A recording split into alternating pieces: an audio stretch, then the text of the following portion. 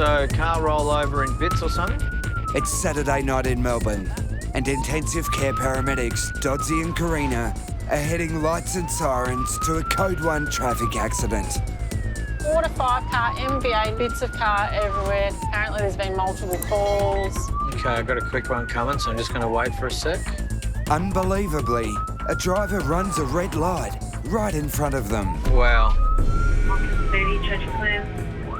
Marker 30. Right, I'm mid-flight here. Suddenly, the team are diverted to a different car crash. So, single vehicle accident, cars gone into a pole. Oh, okay. 30 received. But to get to the job, they'll have to navigate past the first accident, which already has traffic banked up. We're about to go through this, We're so... going to cause chaos, but there's nothing we can do about it. I don't know how far down it goes. Soon find out. I'm about to drive straight through the middle of a chaotic scene in a truck with lights and sirens going. So it's going to create some confusion with others going, well, are they going to stop and help us? Or where are they going? What are they doing? Now, did we want to let these guys know we're going to something No, different? just keep going. They've got all and sundry there. All and sundry? Yeah. So we're sweet. Ambo's there and they've got fireys there. Hello. As Doddsy and Karina head to their new case, more details are coming in from shocked witnesses at the scene. I've just pulled over the side of the road and some guy's been in an accident on his own. Oh my God, he's got blood pouring out of his head. Is he breathing? Oh, I don't know. Oh, yeah, so they know about it. Wow. Marker 30. Marker 30, go ahead. 30, if we could have 56 here, please. There's a bit of traffic chaos and it's right on the train line. We see a ute blocking 2 lanes. It's hit a pole and there is a massive impact on the front of the pole. We look down and there's a young fella lying on the road. Blood everywhere, people in a bit of a panic mode, and it's like, it's gone down. This is going to be something big. When I call you I'm not okay. Stay still, mate. Stay still. Stay there, champ. I want you to stay with me. I want you to focus on my voice, okay? At the State Emergency Communications Centre, it's Saturday night peak hour. All right, just pick him up and put him on your shoulder, okay? Calm him down. Being upright is going to be best for his breathing, okay? Weekend shifts are often the most demanding, Okay, I want you to stay with the patient, mate. and call takers must be ready to respond to any situation. Tell me exactly what's happened. My 11-year-old niece was in the bath and she just sort of collapsed. She's very clammy, she's very weak, very pale. All right, are you with her now? Yes. Watch her very closely and look for any changes. And if she becomes less awake or starts getting worse, tell me immediately, okay? Yeah. Just reassure her that help's been arranged.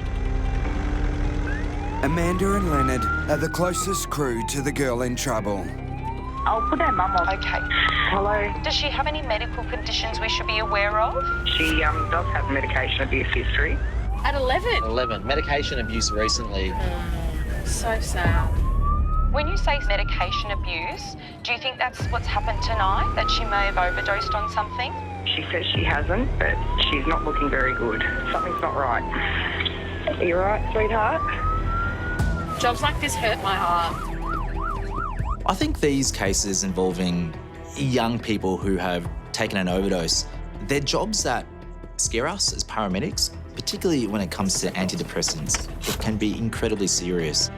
Are you mum? No, I'm Arnie. My name's Leonard. So as I walk into the house, it's an incredibly confronting scene. Hello. We have an 11-year-old girl, essentially lifeless, on the floor. This could be time critical, and I know that I need to find out exactly what is going on so that we can get this little girl the help that she needs.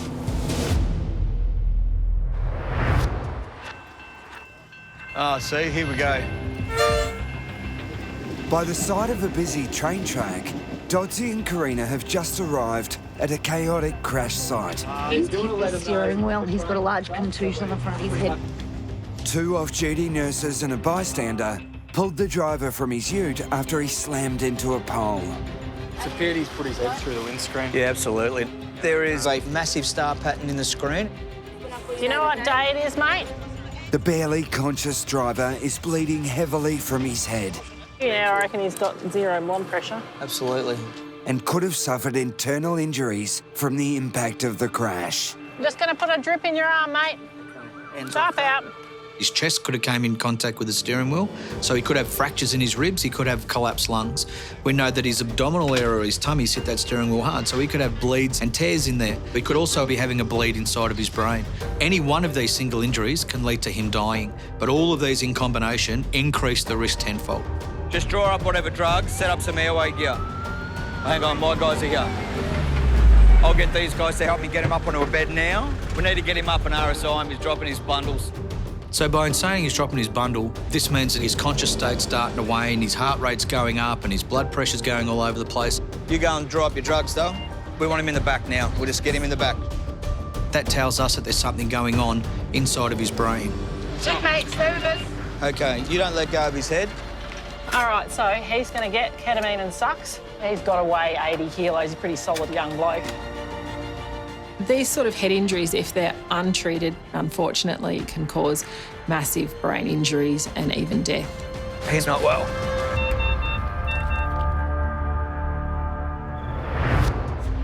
So what's happened specifically tonight? I come down and she's complaining, she's sweating, she's cold, and then as soon as I got her here, she's collapsed. Leonard and Amanda have been called to help an 11-year-old girl who's mysteriously fallen in the bathroom. Has she actually collapsed or gone unconscious at any point in time? She's hard to rouse. Yeah. So this happened all quite rapidly. Yeah, really gone downhill. How does her colour look to you? Very pale. It does look on the pale side, doesn't it? Pale. Yeah, okay. The girl's mother, Amanda, is worried her daughter's collapse might be related to her antidepressant medication. So she's currently being treated for depression and anxiety. Okay. She had been on 75 milligrams of Effexor daily. Yep. Doctors have just come down to 37.5 mil daily. Now, yesterday she's accidentally taken a 75 milligram. Pure accidental? Yep. Pure accidental. Yep. She's gone downhill so quickly. I'm terrified. She's looking terrified as well. Is it a reaction to the medication? I'm just trying to reassure her that everything's going to be okay, at the same time thinking I'm not even sure what's going on. Can you hold her hand? Yeah, of course. So I want to ask you something, obviously it's quite personal and quite touchy. You haven't tried in any way today to harm yourself or take extra medications? Definitely not? Obviously not going to be in trouble. We just want to rule everything out and worry. Feeling yucky. These are tricky situations. We have an 11-year-old girl who's had a history of mental health issues. These questions are difficult, but I need to ask because at the end of the day, her life is the most important thing. Okay, so blood pressure is certainly on the lower side. And dare I say, if we try and sit her up, it's going to drop even more. Yeah. The girl's blood pressure is very low. I'm going to get you to kind of pop your legs up on our equipment here. That's it. And that way we get the blood more to your head and you might start feeling better. If it doesn't improve soon, the 11-year-old could lose consciousness. Whatever is causing her low blood pressure, an overdose, an infection, it's serious. She needs to get to hospital and fast.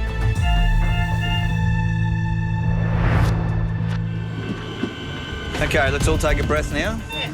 Can I just make sure that I have everything that I need there? Mobile intensive care paramedics Doddsy and Karina are battling to save the life of a driver who crashed his ute into a pole. The right side of his guts is like a rock. Yeah, that's a massive impact. The man is showing signs of a deadly brain injury and urgently needs to be put into an induced coma. If we don't put this young bloke to sleep, then the swelling in his brain is going to lead him down the pathway of dying. Is there any reason why we shouldn't intubate this kid? Absolutely not. He's got a head injury. He's put his head through the windscreen. OK, let's do it. Putting people in an induced coma is one of the more risky and invasive procedures that we do as microparamedics. Sats are still 100. Heart rate's still 96. Just trying to feed that through. I need to make sure that everybody understands what their role's going to be so that we don't make any mistakes. Can you just release your pressure a little bit? If Doddsy doesn't get the tube placement right, his patient could quickly develop critically low oxygen levels and go into cardiac arrest. Let's move that. 10 mils. Can I remove that, please? Can I have the 10 mil syringe, please? Can we check for waveform, please? Waveform confirmed. Good. Good air entry on the right. Fantastic. Thank you. Grade 1. Good air entry on the left. There you go. Sedation started. That's fine. With Doddsy now controlling the driver's breathing, He's ready to be transported to hospital. Anything you need to know before we kick off? It's all right with you. One of us will ride with you. 100%. I'll have to put one of you in the front, though. That's fine. Okay. Thank you. So police have informed us that he might have been drinking tonight, so it's important for one of them to come with us to the hospital because there's bloods that need to be taken. I need to focus now. We're doing everything we can to make sure that there's no brain damage to this young fella on the way to hospital, but there are no guarantees.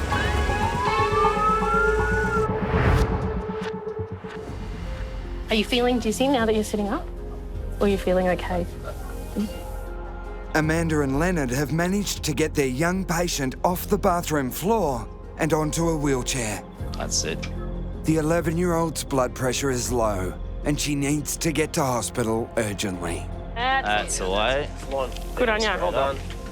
The girl's mother, Amanda, is concerned her daughter's collapse could have been caused by her antidepressant medication. Can I fix your hair? Mum's just going to grab some stuff and I'll be there in a couple of moments. My daughter hasn't gone to school for about 7 months. She can't handle it. She'll have a panic attack. You're in good hands. Being a paramedic, I've found out that depression does not discriminate. It's happening to younger and younger people, but 11 years old is incredibly young, too young. So you felt fine this morning? Yes. Yep. And later on, then you felt, was it faint or cold? You just felt a bit cold? I felt sick. And Dad came and gave me my birthday present. Oh, happy birthday. When we find out that it's in fact her birthday, it's really heartbreaking. This poor child should be opening up her presents, not sitting in the back of an ambulance dealing with mental health issues. Oh, of course. It's from Poppy. Can't go anywhere without Bear. Oh, no.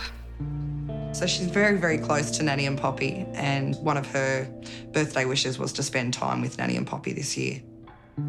What have we got? Your favourite teddy, do we? It's Poppy Bear. Has that stood the test of time? It has. She was a baby. Yep. Poppy puts it on his chest to charge it up with love. Oh, that's adorable. That's so cute. Yeah, Poppy said to say that he charged him before we left. Oh. So it's got fresh hopes in him. My daughter's been very, very close to Poppy ever since she was born. We count every day with him as a blessing. He's got end-stage heart failure. Yeah. Mum, she's just been diagnosed with lung cancer.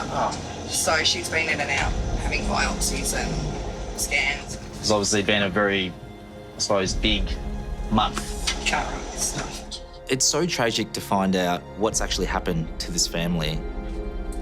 And it's no wonder this young girl's feeling the way that she's feeling. I'm sure your mum and the rest of your family are ultra proud of you because, you know, obviously you're going through a very tough time now, but hang in there. At hospital, doctors will treat the troubled girl's low blood pressure and hopefully find out the cause of her collapse. I just hope that whatever she's going through, that she's going to pull through on the other side and that she's going to be okay. Is it Poppy Bear? Is that what it's called? Poppy Bear. Special.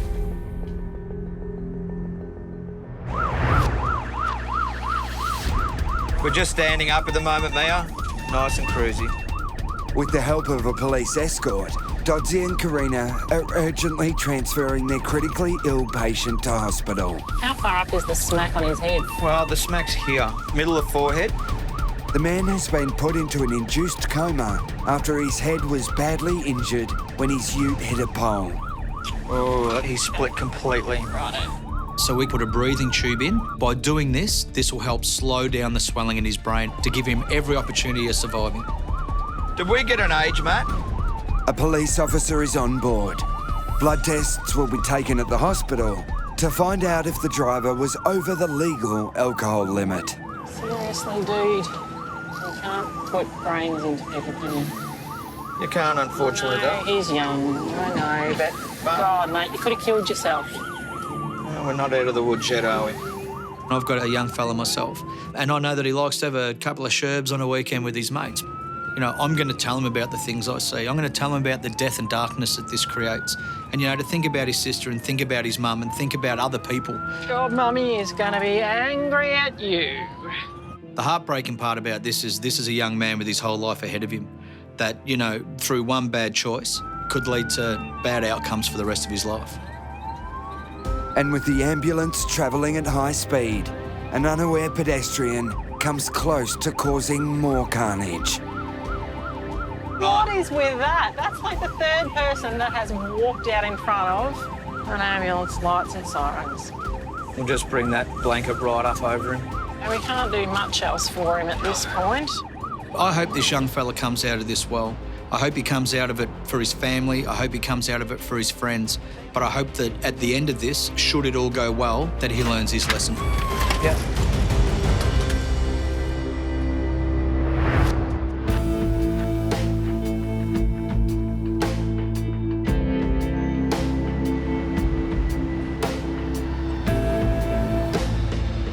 Love blue. Blue Powerade, blue Icy Bowl. How good is blue? Like, I don't even know what flavour. What does that correlate to? You know, pink strawberry or whatever, orange, yellow lemon. What's blue? It's a hot day, and Mike and Eamon are pondering one of life's great mysteries. You know, rainbow ice cream, blue. So I used to work in an ice cream shop. It blew my mind. Our rainbow ice cream was just vanilla ice cream with blue dye. I've heard that. I'd never felt so cheated It's in my robbery. life. It's robbery.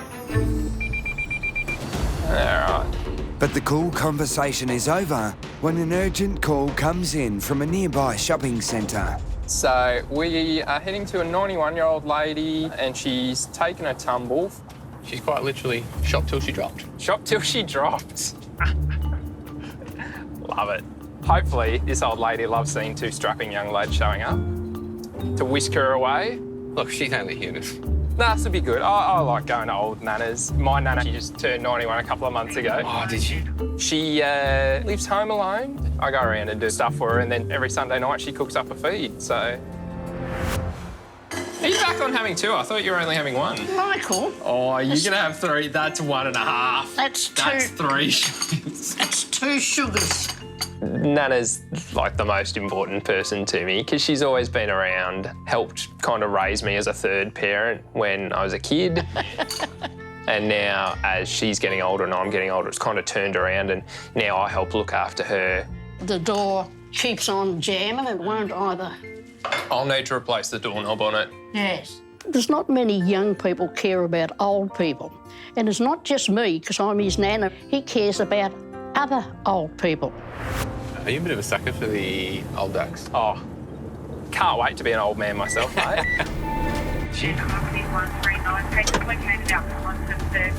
RC139, roger, thank you. All right, fall, hit head on ground, they might have a bleed in the brain, so it might actually be something going on. I would assume this is a shopping complex up here. Oh, yep, someone's waving. Great waving. There she is. Hello there. Who's this young lady? Myra fell and knocked her head when her walking frame clipped to the curb. You've got a bit of a shiner. Now, Eamon's just going to check your blood pressure and things, OK? The patient has clearly hit her head. Immediately there's red flags going off. Has this patient sustained a head injury? Yeah. Her blood pressure is through the roof, and that's starting to set off some alarm bells that she may have a bleed on her brain. Myra will need scans to rule out any head injuries. I'll get a bed. But there's a problem. I want a bed for I don't want to get one. Oh, we'll have a chat about that in just a minute. Myra starts to pump the brakes. She does not want to go to hospital. But for all we know, Myra could have some life-threatening injuries. I'll do my very best to convince you.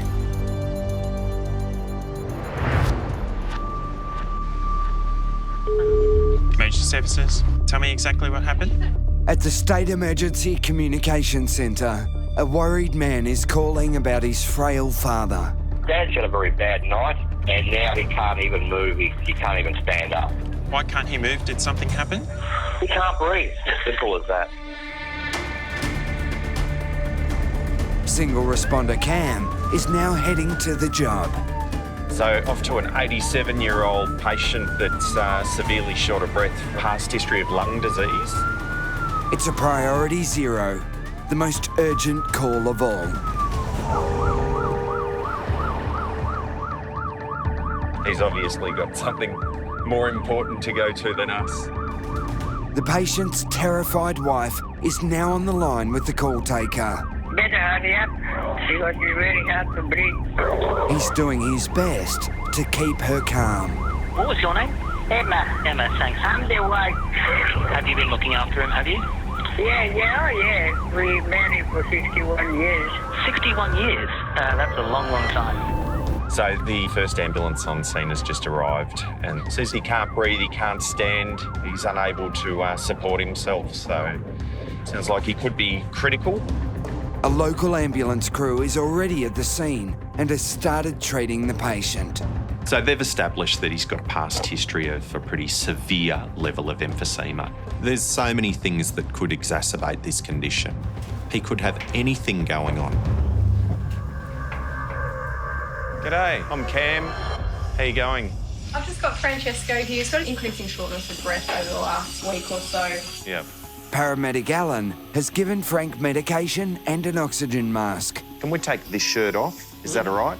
But his breathing hasn't improved. So I'm looking and going, wow, he's really using a lot of muscles to breathe at the moment. Yeah. Because he's struggling to breathe so much, he's using a lot of accessory muscles you wouldn't normally have to use to breathe. Is this the worst you've seen him? Yes. Yeah, okay. Okay. So if he gets to the point that his muscles are too tired to breathe, he stops breathing. You stop breathing and you die.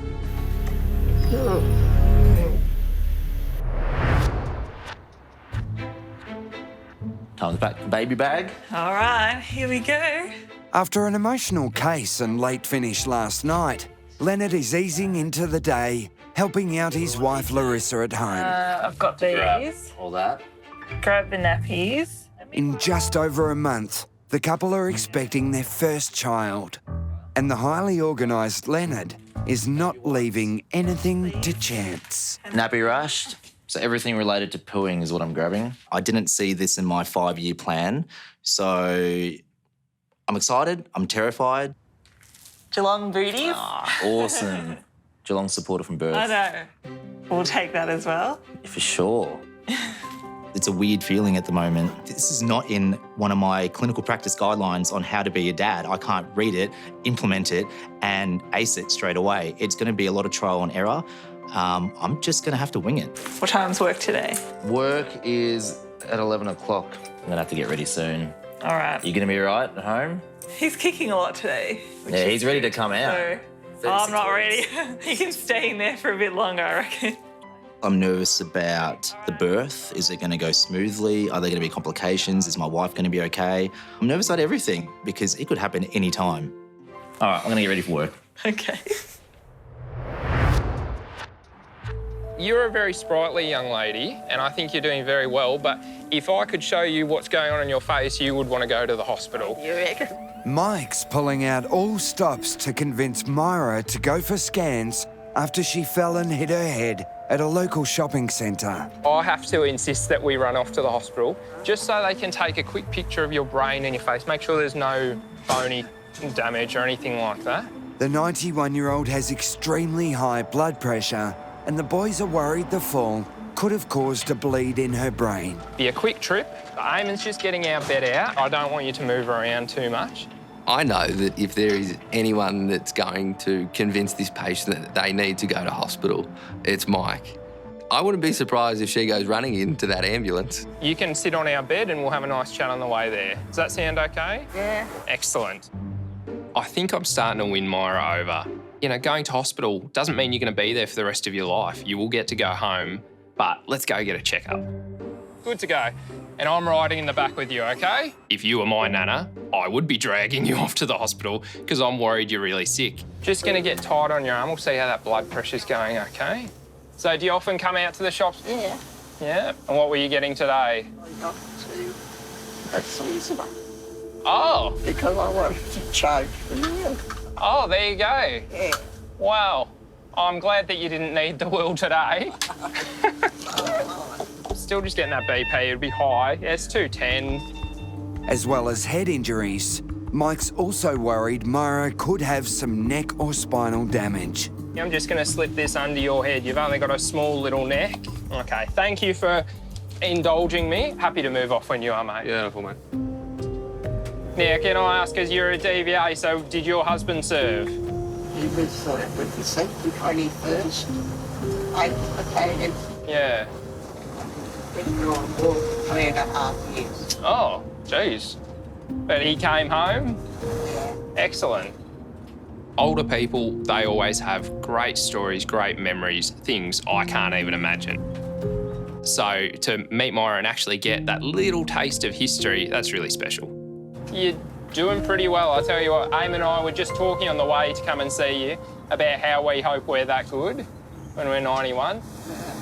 You know, you've got all your marbles. She's doing better than you, Foxy. Oh, yeah, you're doing better than me. I'm 28. You're doing better than me at the minute. You've already so. lost a few marbles. Mike tells me that he can't wait to be an old man. And I can't say I'm surprised because he himself is the most elderly 20-something I've ever met. Is there anything I can do to make you more comfortable? No. No, you're a very good customer. I wish everyone was as good as you. He'll be the sweet little old man that hobbles down to the shops every day and flirts with all the other old ducks down there. Yeah, old man Mike will be much like young man Mike. He'll just have the wrinkles. Blood pressure now. Oh, it's still pretty high. It's 215 on 92. Sometimes it can be a reflex when you've had a head injury, so that's why it's important that we get you checked out at the hospital now. Thanks to Mike's charms, Myra's made it to hospital for scans. Hopefully nothing serious will be found and the 91-year-old will keep her fierce independence. How's my driving? Not bad? Pretty good? You're the first person to ever say that. Yeah. You didn't see all the potholes he hit. I'll have a little listen to the breathing and then we'll make a move. Chronic lung disease sufferer Frank is fighting for his life. Francesca, we're going to move you with a wheelchair. I don't want you to get up and walk around, otherwise your breathing will get a lot worse, okay? Single responder Cam needs to get him to hospital urgently, but just transferring the 87-year-old to the ambulance is dangerous. You always have the risk when you are with a patient with lung disease that a little bit of movement can make them a lot sicker very quickly. Frank's wife, Emma, knows she could be losing her husband. I see before, but not bad like that. He can't move, can't breathe, he can't get up the chair. He really bad. We're not going to hurt you. But tell Frank, don't worry, because he's very panic boy. Poor Frank. It's very hard. Yeah, very hard. How are you feeling now? A little bit better? Not yet. Not yet. Once that anxiety kicks in, he's going to become severely short of breath. So you put on your happy face and tell him everything's going to be all right. Francesco, you sit back in the chair for me. So nice and easy, no race. I am worried about Frank. So a few bumps as we get out the door. He's only got so many episodes of this that he can go through before his body says enough is enough. Oh, dear. Yeah, I know, mate. I know. Gloves are on. Gloves on early. We're ready. Game face, baby. Father-to-be Leonard is back on duty with Amanda. Also riding with them today is Yvonne, a student paramedic from Vanuatu. We just got another job. It's not long before they get a call for help. Someone 5-1. So, Amanda and Yvonne, we've just been diverted to a 65-year-old female. Patient's having visual disturbances and is seeing purple. Ah. It's a bit odd. Or is it a seizure, or is it a stroke, or could be a variety? Could just be a faint. Could be a faint. Yeah. Yeah. Left up here? Go left at the next road. My wife just messaged me. You had some bleeding today. I'm going to a Code 1 job, so this is a potentially life or death situation. And all of a sudden, I get a text message, and the first few words read, "Don't panic," but that she might be in early labour. Oh, What? the stage just got a bit more interesting. I'm just going to quickly call her. You know, the first thing I'm going to do when I read that is panic. Hey, what's happening? Is she getting contractions? Can you call the birthing suite? Can we come to you? Just call him and tell him exactly what happened and call me immediately straight back. Okay, bye. I'm thinking, am I going to have this baby today? Am I going to be a dad? And do I need to divert? Do I need to not go to this potentially life or death situation? I wouldn't get too excited. It's probably nothing.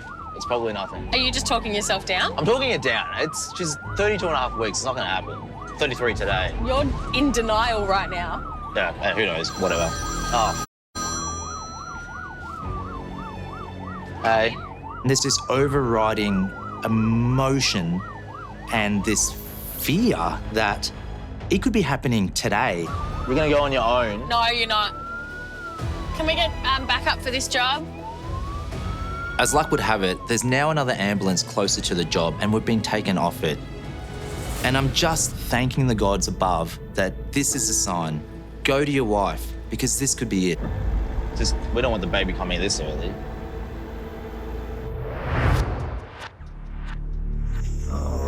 Let's get you feeling a little bit better, mate, okay? Intensive care paramedic Cam is desperately trying to get 87-year-old Frank to hospital. So we'll have another listen just before we get him too sorted. He's worried it could be the beginning of the end for the chronic lung disease patient. So at this point, Frank's breathing's not getting any better. The sicker he gets, the closer he becomes to full respiratory failure. You see this sweaty goosebumps, you know what I mean? And not getting much better. But Cam spotted a problem that could mean Frank has more than just his breathing to worry about. I wonder if he's got a little bit of underlying failure as well. He's a little bit sweaty, which leads me to think it could be the heart. He's got very swollen ankles, which tells me that his heart's not pumping as well as it could be. And that could backlog fluid into the lungs and just make his breathing even harder. I'm going to give you some different medicines when we get in the ambulance, okay? If fluid from heart failure is building on Frank's lungs, he's in danger of drowning on the inside. With a patient with emphysema, they just look terrifying. They really do. You look at their eyes and they can't breathe. Oh, dear.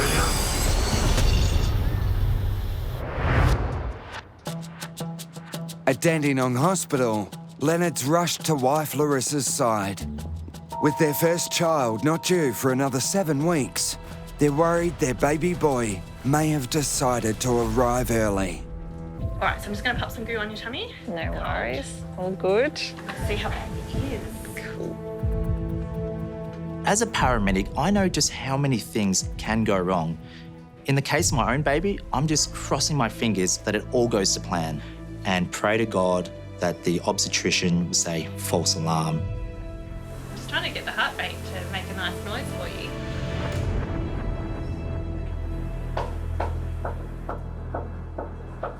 That is awesome. A little boy's heartbeat. So cute. That's great news. Reassured the baby is in good health and staying put for now, everyone is breathing a sigh of relief. How cool is that? Yeah. So cool. I just felt this like elation once I heard that heartbeat, and when I looked at your face, it just kind of lit up, and yeah, it was a really beautiful moment. False alarm. Yes. Thank goodness. I was How is freaking out. She's okay. So she did the right thing, went up to hospital. You must be relieved. I am, very much. My hands don't shake as much now, so. The heart rate's calmed down I'm not ready. I'm not ready today. I've only just got the pram and the car seat. Yeah. I tell you what, I'm going to be a lot more ready for it when the real thing happens. Hopefully. How you feeling? No good. No good, no. Intensive care paramedic Cam is concerned Frank's life is now in danger. I'm going to count your breathing quickly, and then I might put you on a different mask, okay? The 87-year-old can hardly breathe. He's also showing worrying signs of heart failure. For Frank, his body just hasn't got the muscle use to open and close his lungs anymore. This mask is a different mask. We put it on your face and it blows air in your face. So I swap him over to another mask. Now I know too well that this mask is going to make him feel very uncomfortable. So it feels a little bit hard to breathe against, but will help your lungs get oxygen in, okay? So when I first put it on, you get a little bit, I don't like it. It will help, okay? So you need to trust me, okay?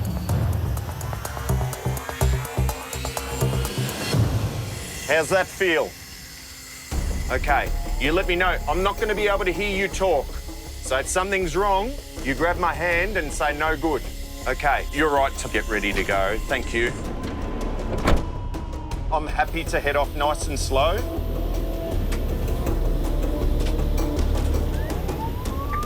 Emma, how long have you been married? 61 years tonight. 61. You sick of him yet? No, sometimes. Sometimes, yeah. No, he's a good father. He's a good man. Frank, this little tablet goes under your tongue there, and you don't chew it, you just let it dissolve. So the medicine that I give him is just going to hopefully reduce his blood pressure a little bit, so reduce the amount that his heart's having to work, just in case it is a little bit of fluid build up on his lungs. You okay, Emma? Yeah, I know. Hard to see him like this, okay? Very hard. This is the worst Emma's ever seen her husband, and it's all too much. We'll look after him. It's just he's getting tired from having to breathe. I'm frightened, yeah. I can't breathe. Of course I'm frightened. Very scary. You're doing really well, okay? We're almost at the hospital, okay? Relax, Frank, relax. Emma, she's right behind you. I'm here, Frank. I leave you. Frank has made it to hospital, but there's still no guarantees he'll survive. He's going into respiratory failure, really. His muscles are so tight they can't keep breathing anymore. He is really unwell, and I don't know what's in his future. Look who's here. Little ray of sunshine. He hasn't left his side. This must be stressing for Em as well. They've been together for so long. Imagine if this was the time that takes Frank, if this was the one. I mean, what happens to her then? Good on you, buddy.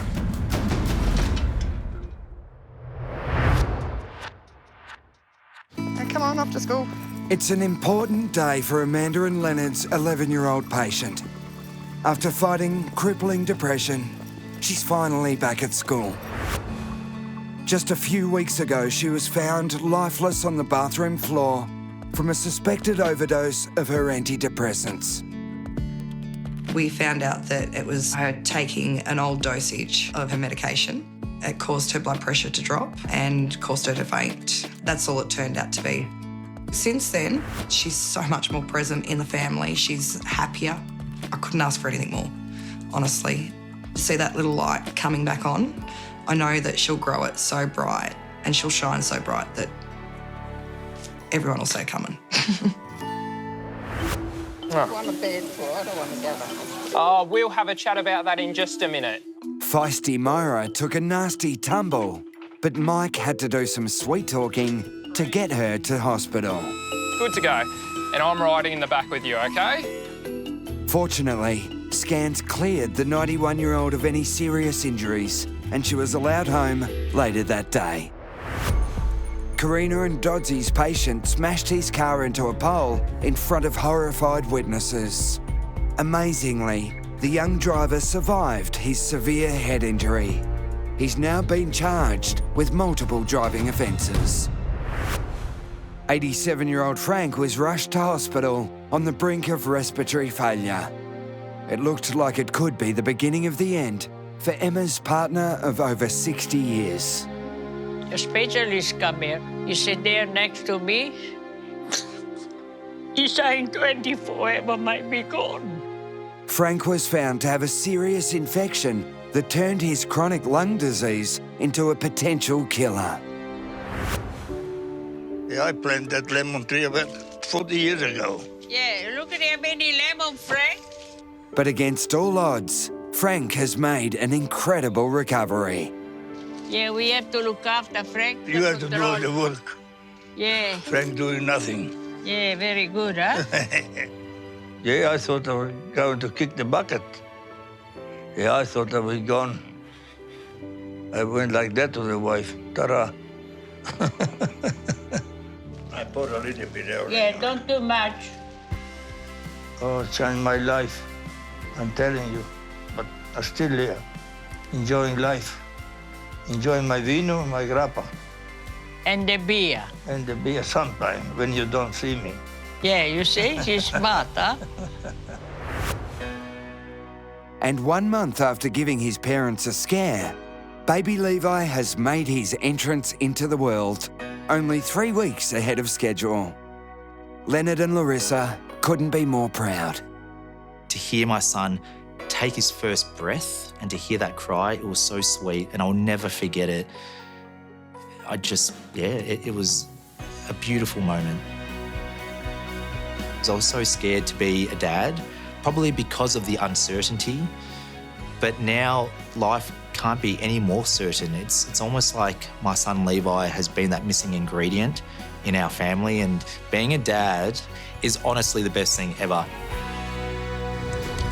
The problem is written as mini stroke. Sounds like he's fallen down and he has some slurred speech. Okay. The caller's not actually able to get into the house. All doors are locked. Patient is on the ground, incapacitated. Oh, God. Okay, well, I'm smashing a window then, mate. Kick the door in. I'd love to see you try and kick a door in. I'm confident I could kick a door. Pretty hard. I'll kick doors in. If a door needs to be kicked in, I'd back myself. The last 2 occasions, first kick, door opened. Speaks for itself. I'm more of a window smasher myself. Eamon likes to kick down doors because that's what movie stars do. So we have a bit of a difference of opinion. I also couldn't kick down a door. But behind the banter, there's business to attend to. Although we're having a joke, what we're actually doing is brainstorming. Okay, we've got a bystander waving down here. We're thinking about how we're going to get into this house, how we're going to access this patient. This is pretty serious. My name's Mike, this is Eamon, and who's the patient? What's his name? Steve, his speech is slurred like he's had a mini stroke. 84-year-old Steve has collapsed on the floor of his locked house and can't get up. Since arriving to check on him half an hour ago, his worried niece hasn't been able to get to him. Apparently there's a key here. Oh, right, so that will need a code to access. But can't you cut it with pliers? No, because So where are you, Dad? Oh, your uncle, sorry. My uncle, he's in the front room. You can hear him, but I can't get in. Right, and you don't know the code for that? I don't know. I tried 1, 2, 3, 4. Eamon, do you want to cast an eye on the patient? I'll just check for access back here, mate. This house could not have been more like Fort Knox. Every single window is locked, or even worse, it's got one of those metal shutters over it, so there's no way we're getting in there. Steve, can you get to the front door? He can't get to the front door. He's on the floor. What's he saying? He can't walk. We're going to get to him. We're just going to do it the least sort of distractive way possible. Can you pick the slot? I wish. Steve's speech is slurred, a classic stroke symptom that has Eamon on high alert. The longer it takes a patient to be treated for their stroke, the more profound the damages to their brain are. It's starting to look like we're going to have to force entry into this house. Well, it's locked up tight. You know, we see so many people in this job who don't have family for whatever reason. Across town, it's a philosophical start to the shift for Amanda and Taz. I couldn't imagine growing old on my own. I can't imagine living by myself. No. I think I'll just come and move in with you. If you by yourself and I'm by myself. I'm not sure if that's a threat or a promise. We'll live together. If Taz makes it to old age, I am not going to be the one that looks after him. Unfortunately, his wife Pretty has signed up for that. I have not. We can look after each other until you're old. I certainly don't want to wipe Taz's bum now, let alone when he's 80. That's fine. We'll live together. Thanks, Taz. With Taz's old age plans still in doubt, the team's been called to a 72-year-old woman who's worried she may not see tomorrow. I think I'm having a heart attack. What symptoms are you having? I'm having crushing pains in the chest. Yeah. I cannot bend over without it crushing. All right, so I do have that help all organised there for you. Heart attacks can quickly lead to cardiac arrest. Amanda and Taz need to get to the woman urgently. All right, Amanda, looks like we've been dispatched to a 72-year-old female. Heart attack, crushing chest pain. It's quite a significant difference between just a chest pain and a crushing chest pain, isn't it? That word itself is enough to explain that there's a need of an urgency.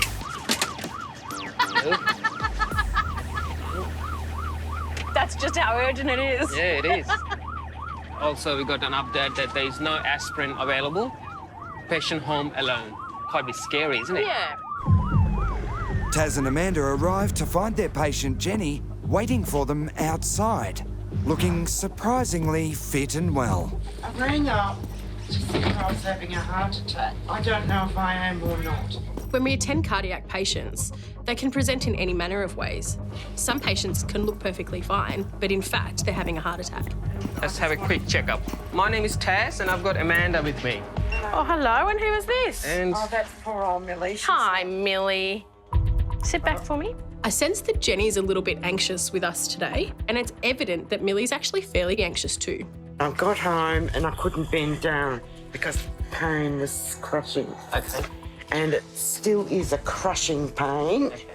Have you ever had that pain before? No. No, so this is the first time. Yes. But I've probably got heart problems. I'm 72. Okay. Family history of heart attacks. My dad died suddenly at 50. I'm on high blood pressure tablets and cholesterol. Okay. So Jenny's got all the risk factors you can think of. Are you smoking? A bit. Okay. High blood pressure, high cholesterol. Her father died at a young age. So she's got quite right to actually worry about what's going on there. She could be actually having a heart attack.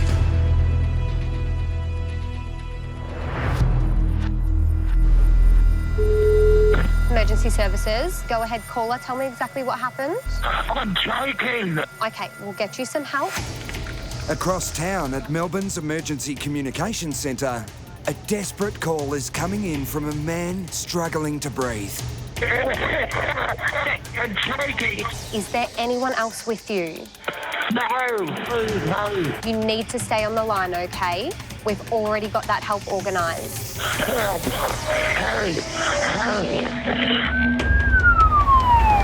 Intensive care specialist Cullen is closest to the job. When you go to these sorts of jobs, the adrenaline's running high.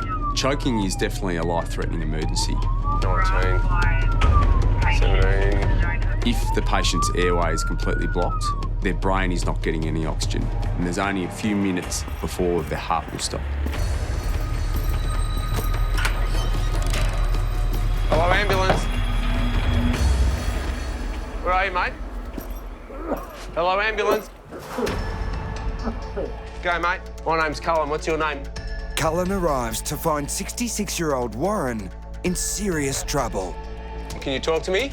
Sorry, stuck in my throat. Have you been eating? Yeah, a bit of ham. Bit of ham. So when did you eat this ham? Oh, about 5 minutes ago. 5 minutes ago. All right. When I first arrive, I see lots of saliva coming out of Warren's mouth, which means that he's obviously not able to swallow. So I'm thinking that he's got an obstruction around his airway. All right, open your mouth for a sec. And I can tell by the look on his face that he's really struggling to breathe. He's giving me these eyes like, I'm going to die.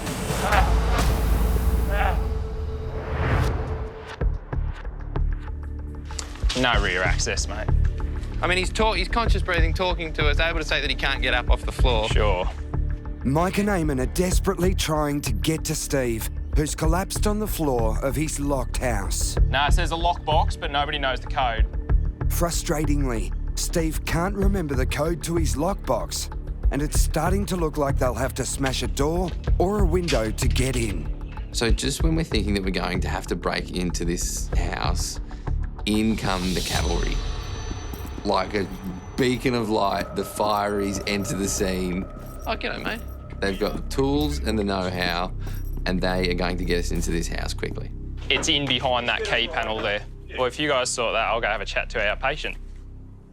G'day, mate. Can you hear me? It's just Mike and Eamon from the ambulance service. Some firefighters are here. They're going to try and get into that lockbox. If we can't get into that, we may have to cause some damage to get to you, because we can't leave you on the floor all day. It's really important to me to get access pretty quickly.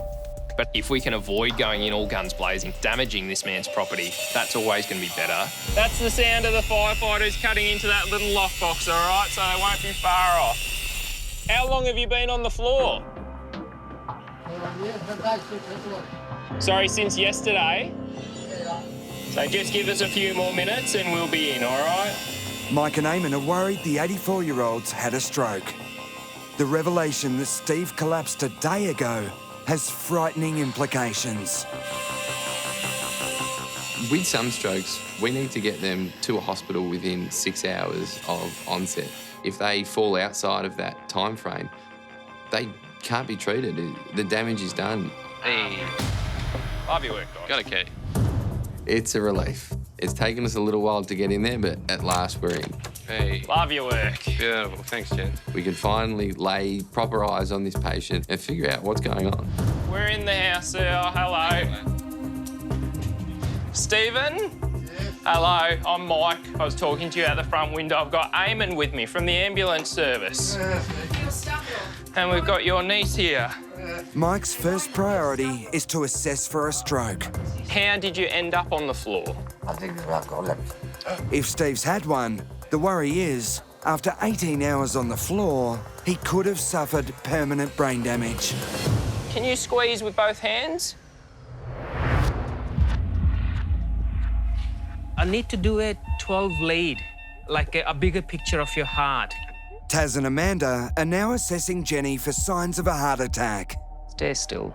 The 72-year-old has crushing chest pains and a family history of heart trouble. A 12-lead ECG is a good piece of information to tell us whether something sinister happening in the heart or not. ECG only takes a few seconds, but it's a long, anxious wait for paramedics. So the machine is telling me that it doesn't look like a heart attack. Oh, good. Yeah. Thank goodness. I'm so relieved. But then we can't say anything as a guarantee. Although her results are good, Jenny will need blood tests in hospital to confirm everything's okay. But before they can leave, there's one more important matter to attend to. I'll need to get the dog organised. I'll just get some water for her. I can do that. She's on, she's got Cushing's. Poor little thing.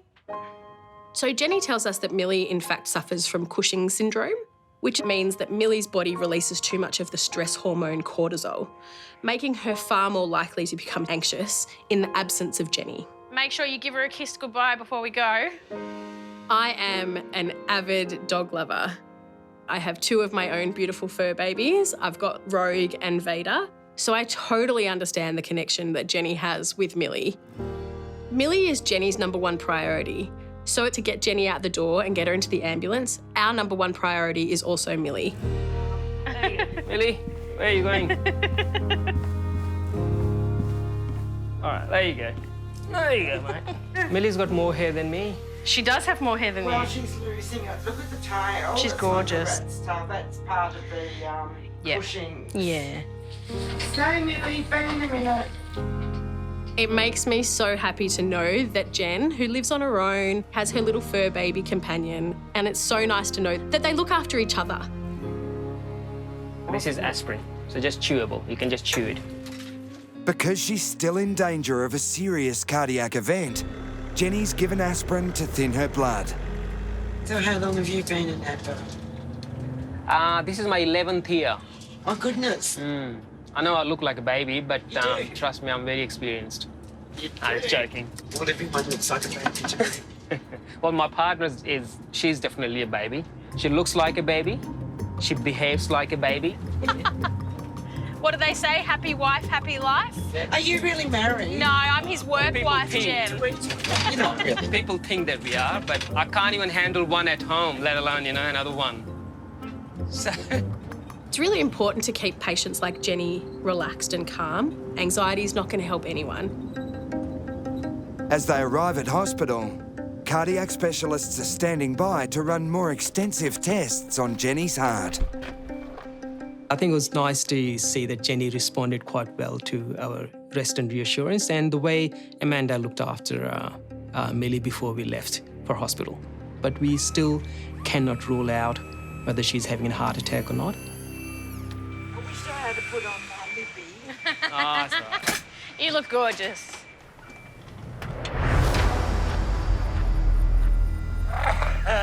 All right, can you cough that out? 66-year-old Warren is still struggling to breathe. It's a partial obstruction. Intensive care paramedic Cullen is desperately trying to locate the piece of ham his patient is choking on. I'm not sure at this stage whether it's in his food pipe whether it's in his windpipe. And that's one of the things that I need to work out pretty quickly. As more crews arrive to help, Cullen gets to work to remove the piece of ham. Open your mouth there. I'm going to have a listen to your breathing. I'll just have a listen. Warren's producing a lot of saliva, which means that he's obviously not able to swallow. Doing a good job, mate. In and out. I can hear good air entry into his lungs. So I'm starting to think that this obstruction might be in his esophagus or food pipe. He's definitely having trouble swallowing. Yeah, you can hear a gurgle. There's something there. Think about it, I've got a small tube in my throat. He's got a small what, sorry? A small tube. And I'm stuck. Your esophagus is small, is it? Yes. The ham appears stuck in Warren's undersized food pipe. But even though his lungs are clear, Warren's breathing is still in grave danger. Just wipe some of this stuff off your mouth. Right, we can't clear that. It's the massive production of saliva that is what is threatening his life at this point in time. Open your mouth there. Because he has a blockage, it can't go to his stomach. So there's only two places the saliva can go. It can either come out his mouth or it'll go into his lungs, and that's not a good thing.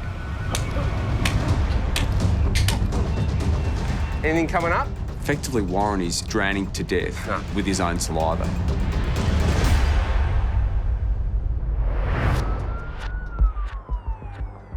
All right, Taz, we've been dispatched code 1 to a 40-year-old male in a boarding house with heart palpitations. Yep. And he is intoxicated. Oh, okay. It's the second job of the day for Taz and Amanda. It's an all too common call-out for another person who's had too much to drink. I've been to this address before and I'll just change back waiting for them to come in. For safety reasons, a single responder at the scene won't go in until there's backup. I suppose my main concern would be if he's had something other than alcohol or what he's been mixing his alcohol with. Safety first. Oh, yeah, obviously safety first. With the ever-increasing number of paramedic assaults happening across the state and across the country, whenever we go to a place like that, you can't help but start to feel a little bit scared. So you've been here before? The mood at the boarding house is tense.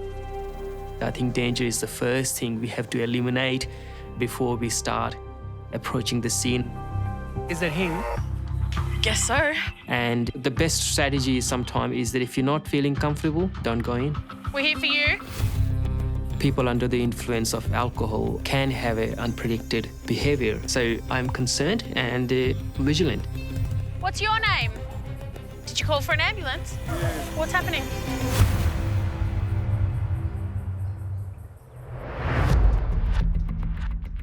How did you end up on the floor? I think it's alcohol. Mike and Eamon are assessing 84-year-old Steve for a stroke. I want to check you for injuries. But after 18 hours on the floor, the worry is he may already be suffering from irreversible brain damage. Can you squeeze with both hands? So, assessing Steve, we're looking for facial droop, arm weakness, or speech slurring. All of them can indicate some damage in the brain that's been caused by a stroke. Good. And let go. Smile, show me your teeth. Excellent. Good man. I'm looking at the muscles in your face. They're looking good, all right? The good news is it doesn't look like there's been a stroke, but it's very unusual for someone to be on the floor and be unable to get up. So why is he on the floor? Any heart problems? No. No. Kidneys are okay? They're all right. Any pain in the neck? No. Can you... Look, with my age, everybody's a little bit. Steve is playing down his symptoms, making it difficult to come up with a diagnosis. Can you wiggle your feet for me? Good. And I'm guessing you've obviously tried to get off the floor but haven't had the strength, is that right? It's pretty bizarre with Steve. I've checked him for a stroke, I've checked his heart, checked his sugar. It's all pretty normal. For me, the lack of a diagnosis is almost more concerning than knowing what's wrong with him. All right, my friend. Right here. No, you can't stay here. Yep. Let's get you in the back there. Across town, Cullen is urgently transferring the choking Warren to hospital. he's still trying to clear a piece of ham stuck in the 66-year-old's undersized fruit pipe. Have a cough. Right, just need to get that saliva out. Warren has a small esophagus and is producing so much saliva from the blockage, it could start flooding his lungs. Get this. We get Warren into the back of the ambulance, and I notice a deterioration in his condition. More saliva is now being held in his mouth, and he's unable to get it out. Pass me suction. Pass me suction. Turn it on. Open your mouth.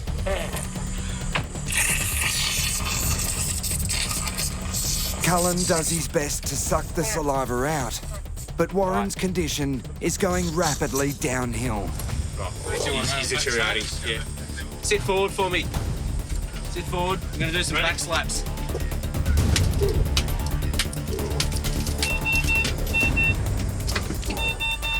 Just thrust from the front.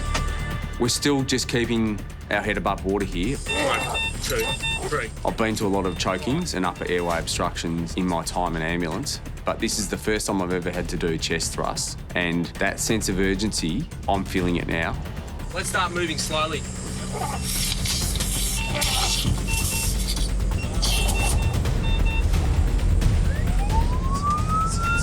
Did that last suction improve, Warren? No, all right. As Warren's condition continues to deteriorate, there's little more Cullen can do. We're doing our best for you, mate. We can't clear this. We can only suction the saliva, OK? It's definitely stressful when you're trying your best to help a patient and everything you're doing isn't working. All right, we're going to lean you forward. We're going to do a back slap.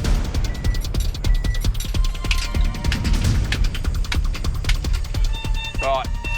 Give us a big cough, mate.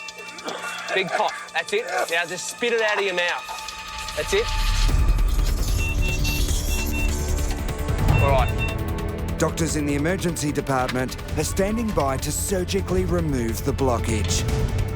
It's insane to think that a piece of ham can cause this, that such a simple thing can put you on the brink of life and death.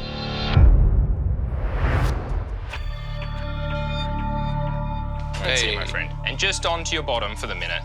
Mike and Eamon are finally helping 84-year-old Steve off the floor. That's it. 18 hours after he mysteriously collapsed. 1, 2, 3. What we can't always do in ambulance is diagnose exactly what's wrong. So all we can really do for him is get him up to the hospital for further tests. Because we've got to get down those stairs at the front.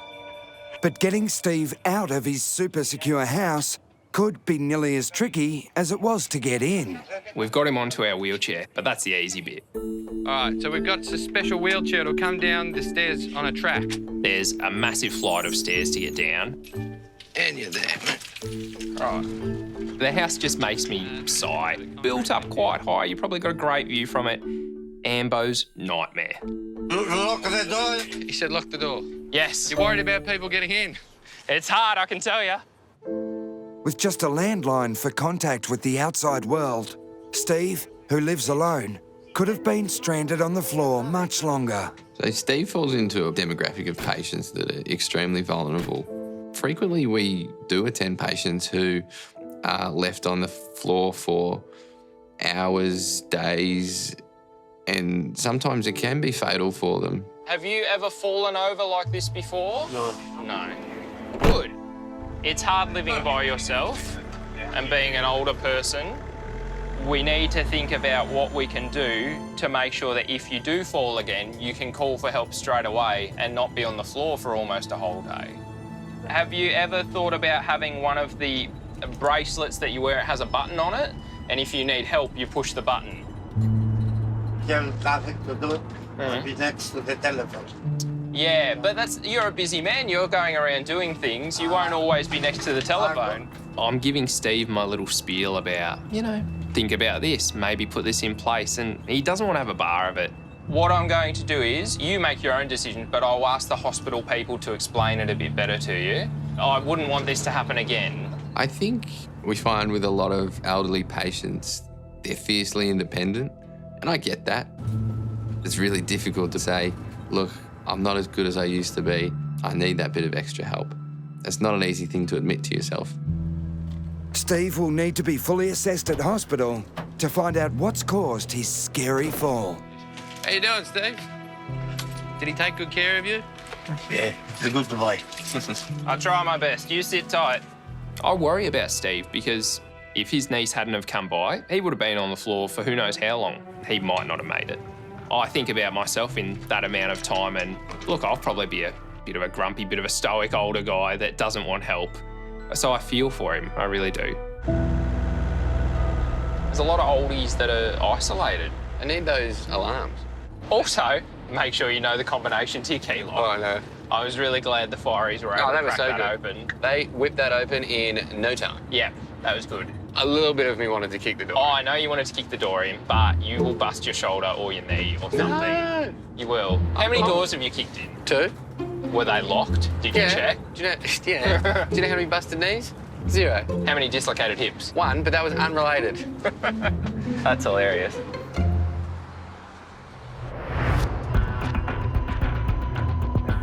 What's happening? Well, no, I've been drinking so much. Taz and Amanda have been called to a boarding house and are now dealing with an intoxicated patient. What, sorry? Do you want to sit down, mate?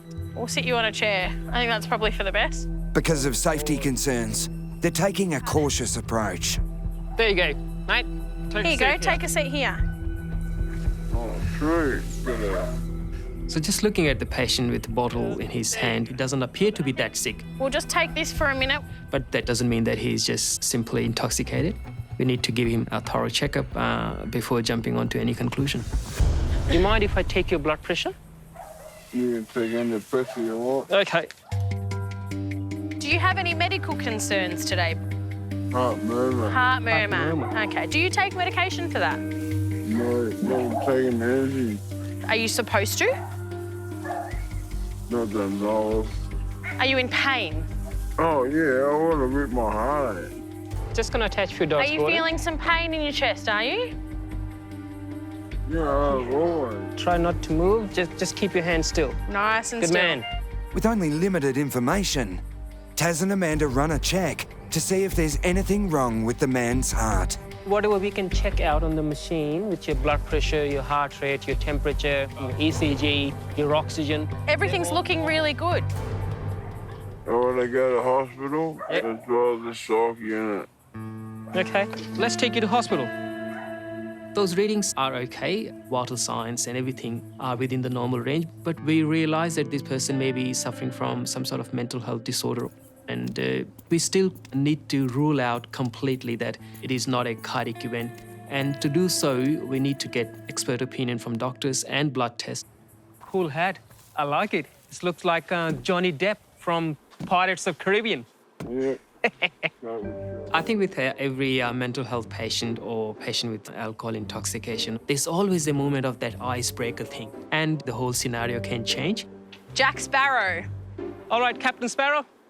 We finally get him in the back of the ambulance, and things take a very unexpected turn. If you ever seen a cat going moo. I often hear cows go moo. Yeah, that's what they sound like.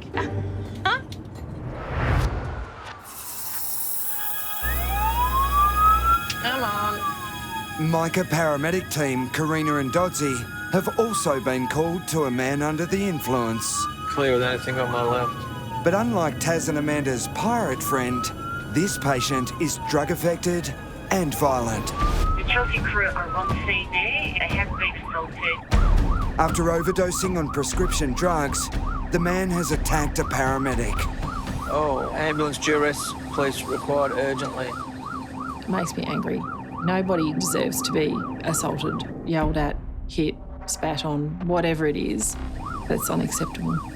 She's trying to get over. Yeah, something. Do something. Just don't do nothing. In Victoria, one paramedic is assaulted every 2 days. Tensions in the ambulance are running high.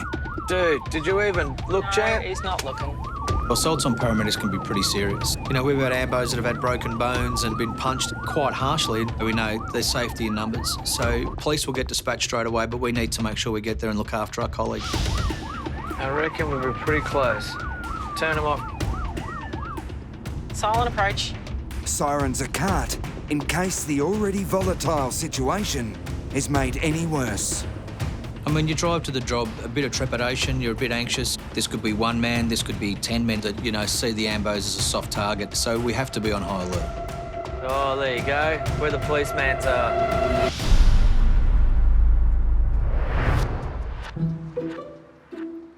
Where's the bull side of the cab? The mood at Taz and Amanda's job has just taken a radical turn for the better. Their intoxicated patient is now entertaining them in the back of the ambulance. Hey, Amanda. Yeah. I can't impersonate Bull because I think I'm pretty full of bull. I reckon this truck is fairly full of bull at the moment. I don't want patient to think that I'm making fun of them or I'm making joke of them. I always try to make fun of myself so they start feeling comfortable that, okay, they have a bit of a laugh. Most of the time, that does the trick. Are there any other animals that you can impersonate? Pig?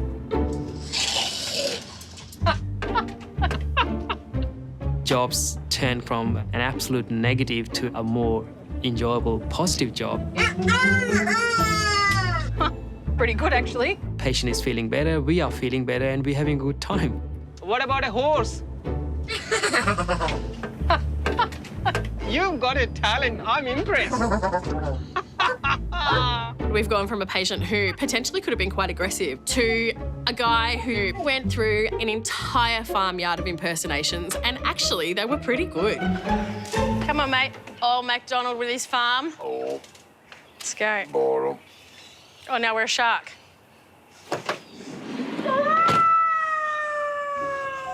I think people forget about people like this in society, but you need to realise that all they just need sometimes is a little bit of kindness. Good man, come on.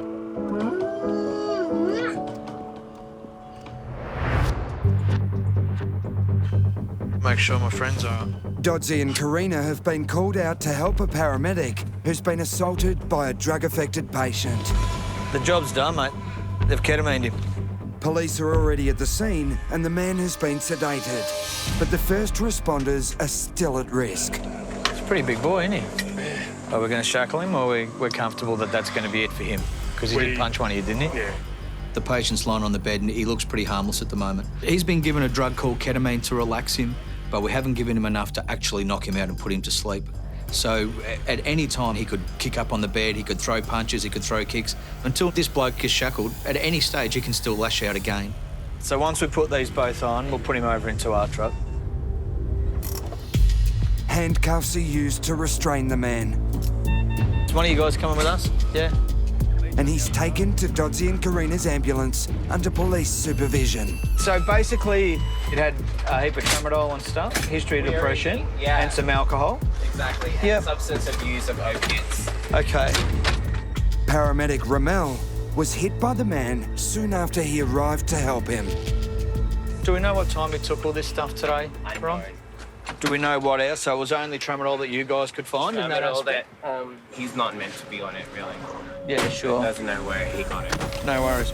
We responded to a drug overdose, tramadol, which is an opiate. So we've given him some medication, midazolam, initially just in the arm, and then he basically just started to become severely aggressive. And he swung his arm and it hit me in the face. Yep. I've never been assaulted before, so it's quite upsetting. Are you okay? Oh, I was just shocked because as soon as I gave him midazolam, he just went down. Okay, but you're okay? Yeah. Yep? All right, no worries. Anyone getting assaulted is not right because we are just doing our jobs, especially paramedics. Regardless of his whatever, he still assaulted you. So make sure that there's some paperwork that gets put in for that. All right, yep. Thank you. Do you no need worries. anything else from us? You did a great job, mate, that's all. Thank you. You're welcome. You're very welcome. This is a game changer. Ramel's quite young in the job. So this is something now he'll think about every time he goes to an overdose. Now, it creates an angst in his workplace that he shouldn't have to have. Because the man's had a cocktail of drugs, the paramedics still need to monitor him closely. Good afternoon, Frankson. We have a gentleman. A history of drug abuse and depression, was medazed by crew and then assaulted crew, and then ketamined. So he's assaulted a paramedic, but we still need to care for him. This is the job that we do. And we don't know exactly what he's had, so we need to be vigilant because all these drugs in combination have an effect with each other that can actually make you stop breathing. Well, at least my ambo mate's all right. Yeah. Could have been a lot worse by the sound of it. Yeah. It's only a short trip to the hospital to drop off their sedated patient. He has just carried out one of the 600 acts of violence against paramedics in Victoria each year. In my job as a paramedic, I'm not judge and jury. All right, let's get our newfound friend out of here. This bloke's obviously having a bad time at the moment, but I would hope that us getting into hospital would create a process of him getting help. Just being that person in the forefront to make a difference. You know, it's the reason I get out of bed every day and come to work. It's been more than a year since mandatory jail time was introduced for people charged with attacking paramedics in Victoria. But in some cases where drugs were involved, the sentences have been overturned.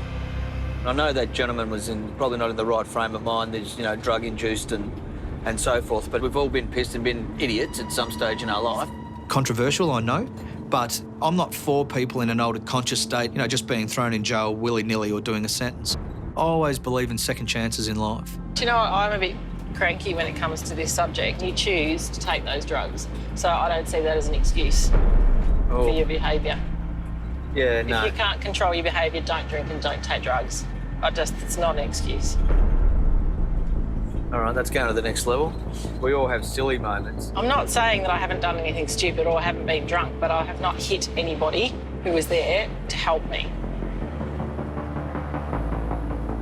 I have been hit. I've been sworn at a lot. There's nothing that you can say to me that I haven't already been called at some point.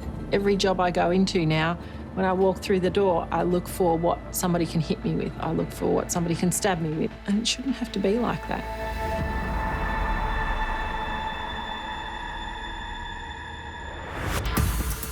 It's been 2 weeks since Warren was rushed to hospital, choking on a piece of ham stuck in his undersized food pipe. Pass me the suction. We're doing our best for you, mate. We can't clear this. Warren needed surgery to remove the blockage and is now taking every precaution to stop another near-death episode. I cut it up small and I always finish it off with ice cream because ice cream slides it all down and it lubricates my throat, which is really good. I go through about half a dozen boxes of ice creams a week. Warren's trip to hospital was the latest in a long line of choking emergencies. Oh, I've had a gutful, mate. I really have. At the moment, my tube is only mostly a third of what it should be.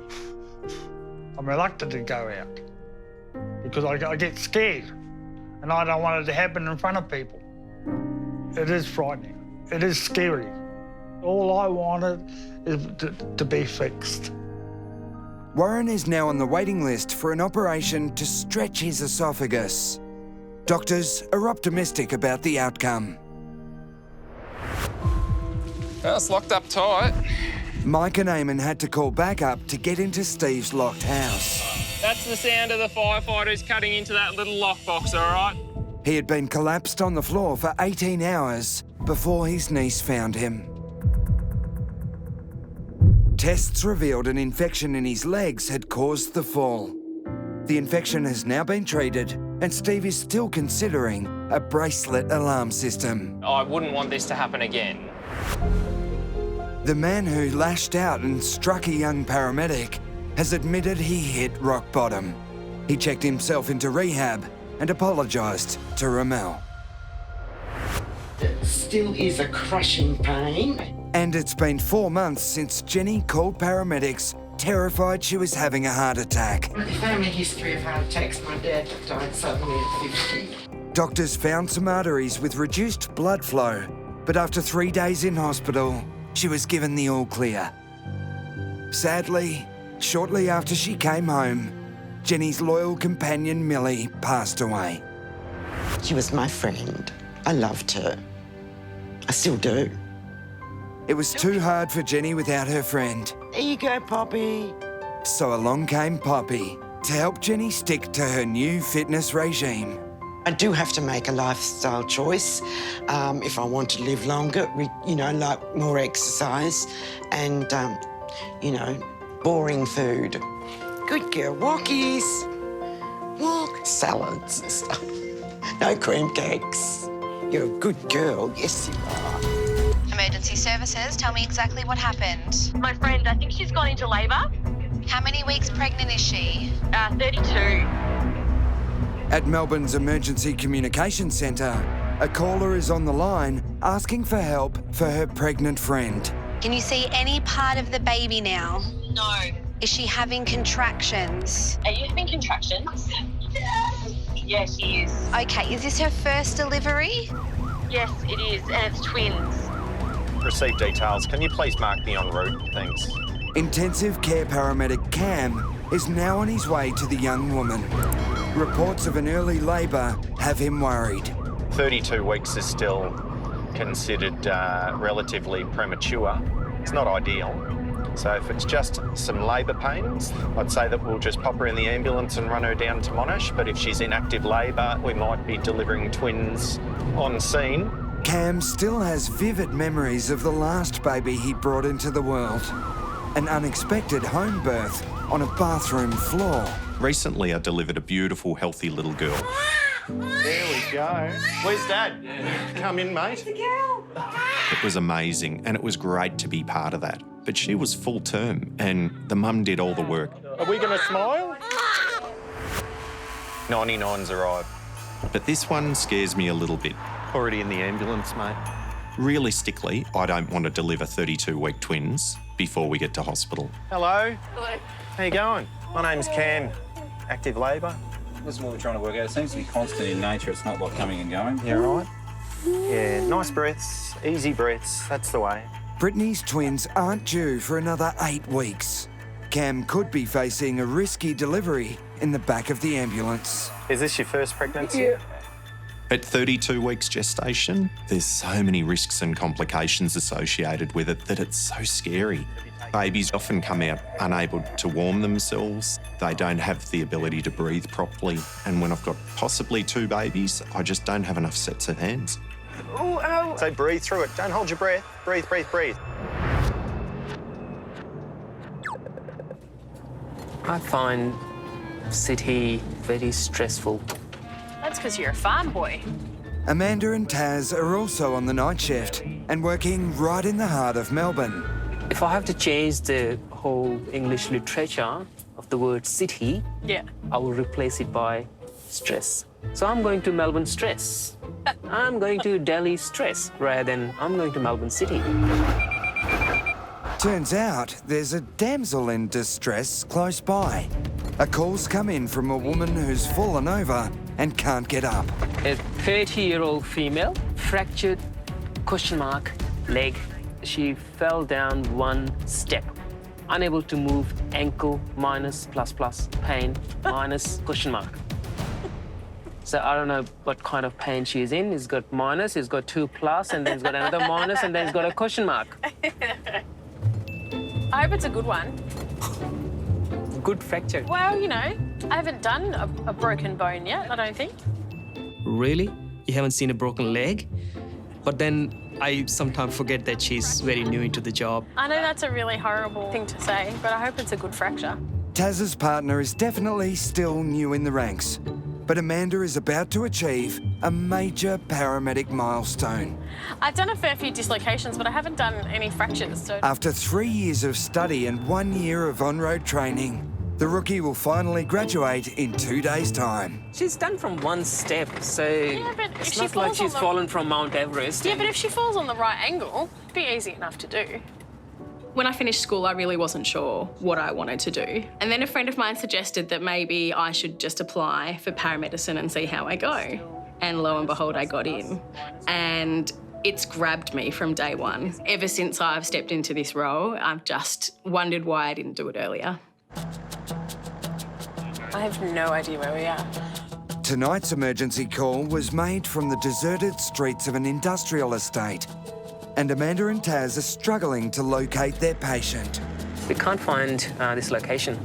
We are lasted. Can I'm just going to zoom in on the map and have a look for you. It's not very well lit, is it? It's saying it's the corner. Yeah, I know. Oh, here. Oh. RC701, we have located the patient. As the team approaches, they find the woman distressed and all alone, stranded on the nature strip. I'm Taz and I've got Amanda with me. What's your name? My name is Ipsita. Ipsita? Yeah, so I fall down there. Yeah? Did you hit your head or anything? No. All right, let's have a look. Oh. Ow. Nice, easy breaths, okay?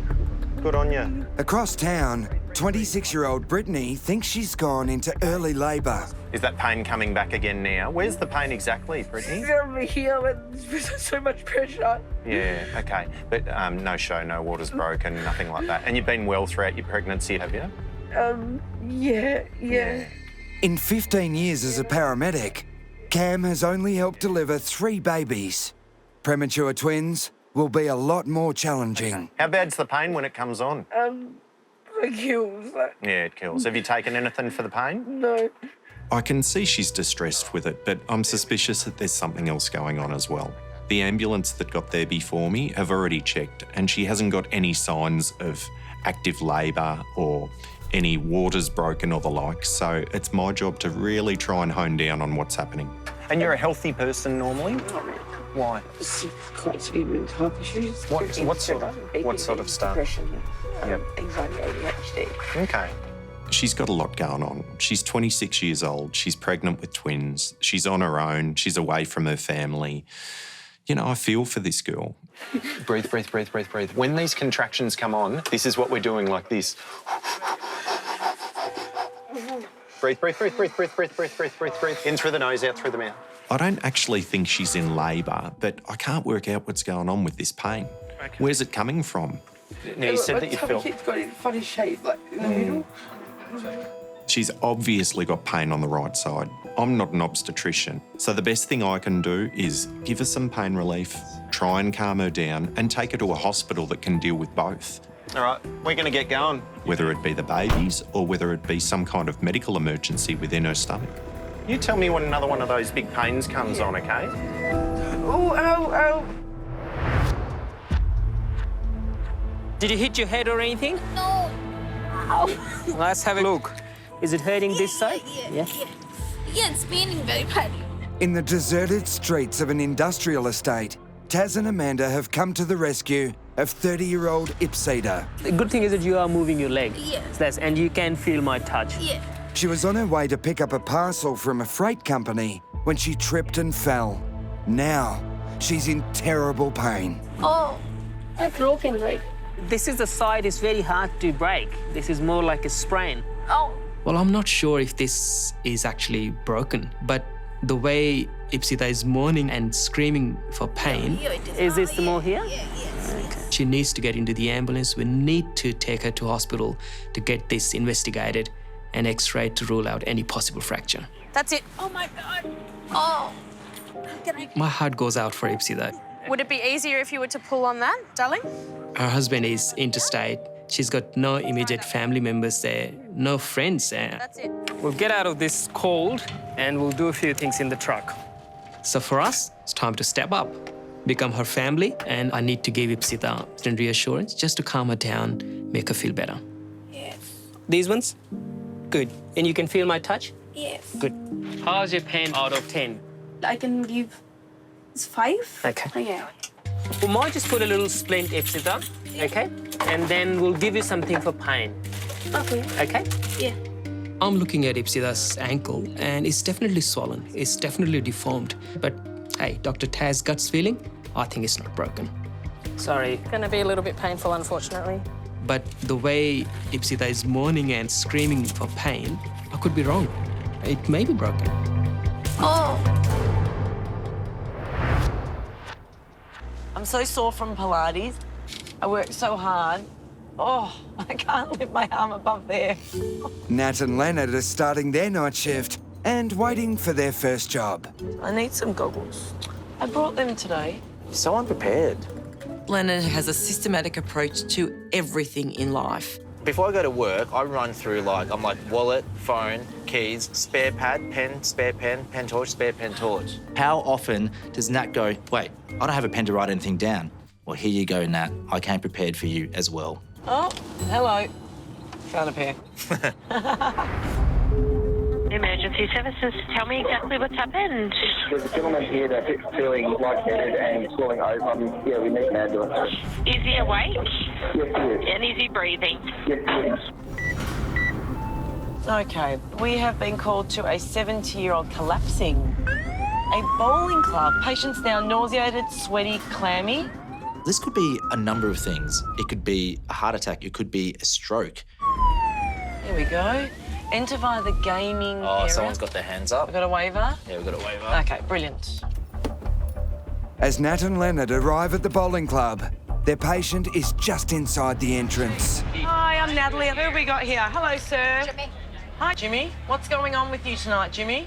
I'm trying to be sick, but I can't. Jimmy's wife, Linda, watched horrified as her husband of nearly 50 years suddenly collapsed.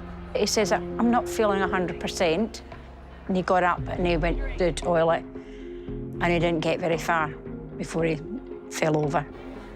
He'd gone from being normal to being grey in colour and freezing. Any pain anywhere, Jimmy? I've got to be honest with you. Please. I've had a few. How many drinks do you think you've had tonight, Jimmy? Probably. More than 5? Oh, yeah. Oh, yeah. Jimmy tells me he's been drinking for the past few hours, which changes everything. I need to find out, are these symptoms of alcohol intoxication, or is this some sort of medical emergency complicated by the fact that he's been drinking? We might pop you out onto the stretcher where I can check you out properly. We'll need to look at your heart, your lungs, temperature, sugar, all those sorts of things. It'd be easy for me to say this is to do with alcohol intoxication, but it's dangerous to do that because if we do, this could be the difference between life and death. I've never been this way before. Wow, first time for everything, isn't there? Let's get you out to the ambulance. Oh. There's sore there. Is it? Yeah. What from? I don't know. That's what I was a bit worried about today too. Okay. Intensive care paramedic Cam is trying to work out if Brittany has gone into early labour. You can breathe on this, okay, and that'll help with the pain. No, not at all. Not at all. Pregnant with twins, the 26-year-old believes she's having contractions. Cam is not so sure. Hey, but you need to calm down a little bit as well. Okay, Brittany, hey, look at me for a minute. Your health and baby's health is paramount, and when you're stressed, babies will get stressed. So you need to find your happy place, okay, so they can be happy. This is Brittany's first pregnancy, so she's unaware of what's happening to her body. For all she knows, she thinks, is this labour? Is this normal? She's got no idea. She's scared and she's vulnerable. As far as the babies are concerned, right, the hospital's saying that the babies are really healthy. Is that correct? Yeah, they're pretty good. Do you know what they are? Boy, girl? One of each. Yeah. Names? After one, Evie Patricia and Ryder Shannon. Beautiful. Beautiful. As an AMBO, you get little snapshots of people's lives. You come in and you're there for such a brief time. More often than not, it's during a crisis. Nice, easy breaths, okay? And these were about 20 minutes before we got there, is that right? Yeah, all my legs went numb. Yeah. And I just blacked out for a second, and then I woke back up and had the phone, so I just rang Nan. When we get to the hospital, we can get them to get in touch with Nan straight away, if that's all right. Okay? She's my world. Yeah. Talk to my Nan. I miss her so much. I'm happy Brittany's got someone in her life. Her nan sounds like someone that will look after her. The way she talks about her, she must be a lovely lady. But at the moment, she's not there. All she's got is me in the back of an ambulance. She's scared, she's in pain, and she's got no idea what's going on either. We'll go inside and we'll just let the guys assess you and work out what the best action is, okay? Good on you. You can keep breathing on that if you want, Brittany. In hospital, Brittany will be tested to check that her twins are still healthy and make sure they're not coming early. As for Nan, she's on the way. Brittany's still got a long road ahead of her. She's trying. She's got some demons that she's still battling, but she's doing her best to try and stay healthy for the sake of her babies. How much have you had to drink? Not enough. Not enough. Leonard and Nat are about to start treating 76-year-old Jimmy. He suddenly collapsed at a bowls club, complaining of dizziness, sweating and nausea. I've got no balance. All you need to do now is swing the legs up, and then we're on. Good man. They urgently need to find out if he's had too many drinks or if he's suffering from a serious neurological issue, like a stroke. Thanks, Linda. I'll check him out a bit more, though.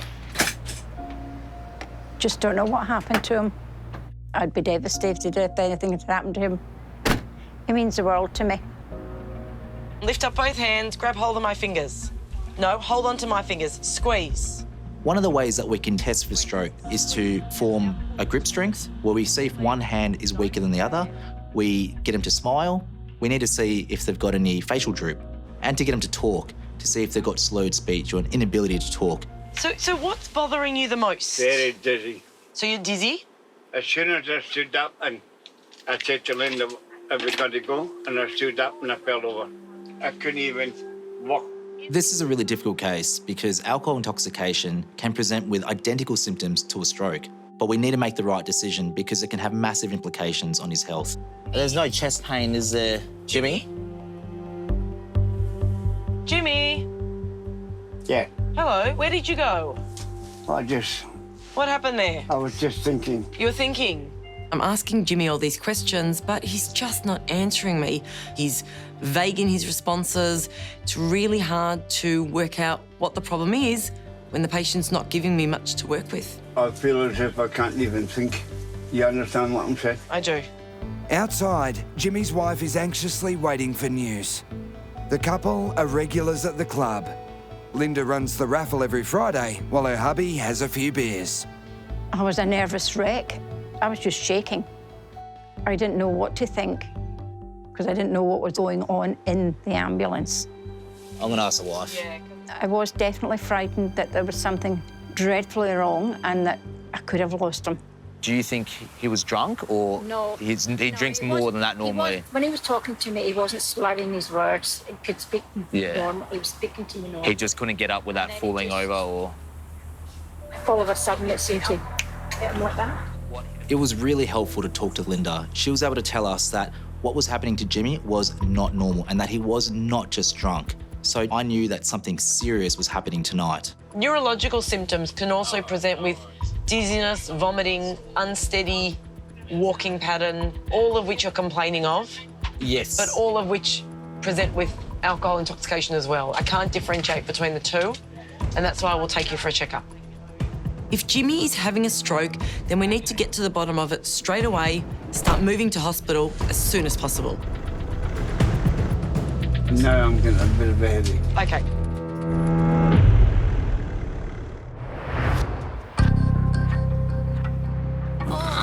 Sorry. It's going to be a little bit painful, unfortunately. 30-year-old Ipsita is having a bad night. She took a tumble in the street and may have broken her ankle. We might just put a little needle in your arm and give you something for pain. Taz and Amanda are doing their best to keep her calm. You don't have very good veins, Ipsita. You're tiny. Because I'm fat. No, you're not. Really? Who says that? My husband says. Tell him that Taz and Amanda says to go and get his eyes checked. Ash, where are you from? Have a guess. India. Oh, I'm from a place called Banaras. Where are you from? I'm from Odisha. Oh, yeah? How long have you been living in Australia for? 3 years. 3 years? Yeah, finally I got my PR today. Time to celebrate? Today. Celebrating here in ambulance. Turns out today should have been wonderful for Ipsita. She had finally received her long-awaited permanent residency. I think someone who's born here probably doesn't realize that feeling when actually get a letter from the government saying that you are a permanent resident of Australia from today. That just gives you such a great joy. It is a big day for Ipsita. It is like probably one of the biggest day in her life. And here she is celebrating an ambulance on day one. Right to go? Yeah, let's rock and roll. With pain relief on board and her ankle splintered, the celebration party can now move to the nearby St Vincent's Hospital. What number would you give the pain? Before it was 5. What number would you give now? Little bit like 4.9, like 4.9? I think. So in 17 years, you're the first one who has scored the pain rating 4.9. What? That's wonderful. In my whole career, no one has ever told me that we have helped them in their pain by 0.1. That's going to go into the history books of Ambulance Victoria. Ipsita's ankle will now be x-rayed to find out just how much damage has been done to Australia's brand new permanent resident. How's your pain now? 4.7, 4.8.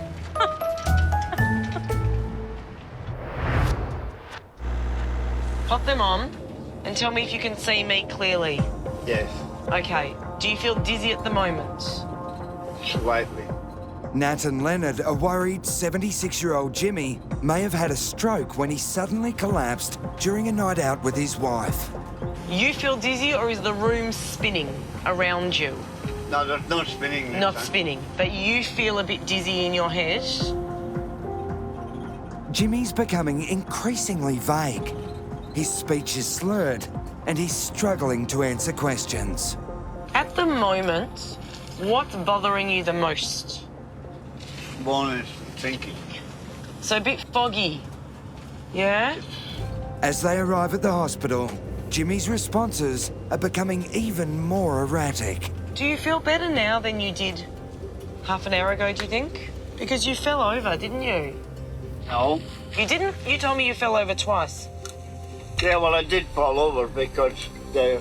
Did you hurt yourself when you fell over? Yeah. You did? What?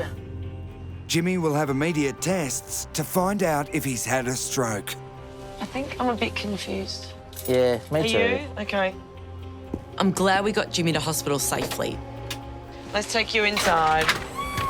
If Jimmy is having a stroke, this could have a major impact on his life. Oh. What's wrong? You gonna vomit?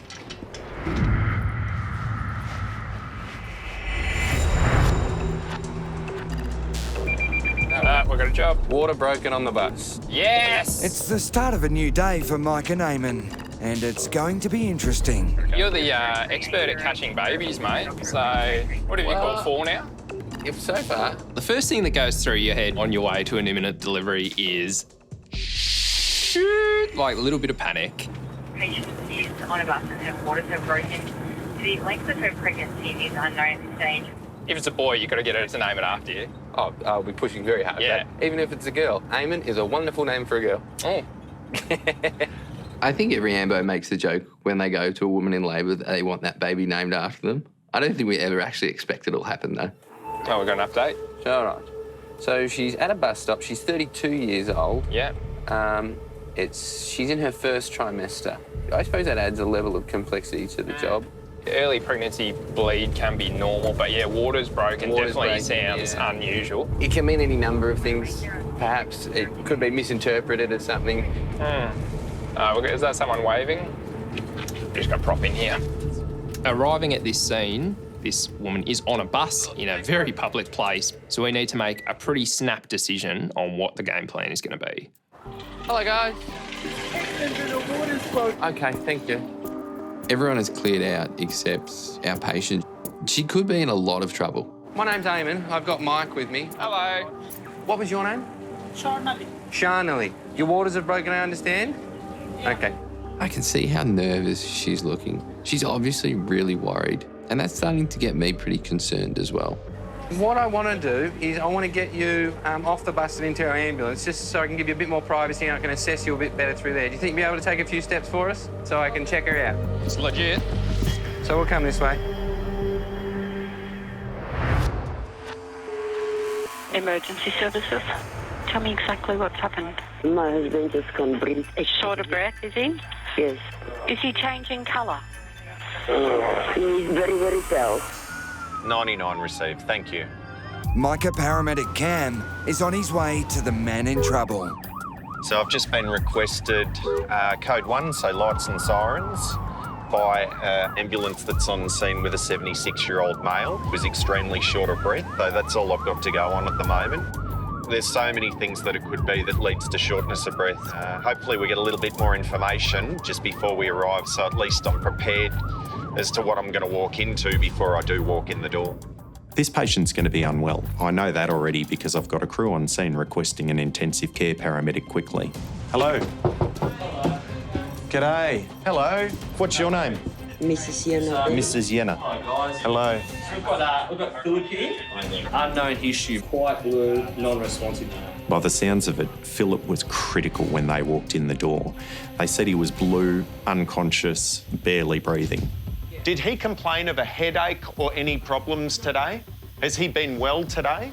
No, he is never well. Oh, yeah. He always goes, always complains. I can't breathe. I've been here, I've been in the back. Okay, Philip? Philip? Your body relies on oxygen. If you're not getting enough oxygen, the cells can't work properly and your body starts to fail. Hey, Philip! Philip! Right, we're going to head over this way to the ambulance, OK? How's your English? I understand some English. OK, a little bit, OK. Mike and Eamon are dealing with a very different emergency. I'm going to follow her up. You wait there just for a tick for me, sir. 32-year-old Shanali is pregnant. She was on the bus with her husband when she feared her waters had broken. Now, how many weeks pregnant are you? 6 weeks. 6 weeks pregnant, so it's very new. Today morning, 9:30, you have an appointment, Women's Royal. OK, you went there this morning. Is that where you're coming back from? English is her second language, so we've got to ask her some reasonably complex medical questions in really simple English. It's quite challenging for both Mike and I. So you had an appointment today at the hospital. Yeah. Was everything normal? Yeah, they said that everything is normal. Good. But, Can I please borrow that folder? Reading the discharge summary, there are concerns for her baby, so much so they're going to follow up again in another week. And that was even before this quite dramatic change has happened. So she needs to come to the hospital with us today. We will take her to the women's hospital. All right, so just take a seat there for me, sir. OK. Doctor, check everything, baby okay or miscarriage. OK, so that's what they're querying. They're not sure yet if you've had a miscarriage? Doctor, no, not sure. And then today on the bus, you were coming home from this appointment, I assume, and your waters have broken? My panties. Yeah. Some water. Water. It could be something as simple as a bit of incontinence, or it could even be, sadly, that she's losing her baby. I'll get this shut so we can get some cool air in here. Sounds good. All right, and swing your legs up here for me. I'm going to give you some seatbelts, and we're going to take you up to the hospital. Oh, I cannot imagine how anxious and afraid Shanali and her husband are for what's going on with their baby. Just give us a word when you're ready, mate. No worries.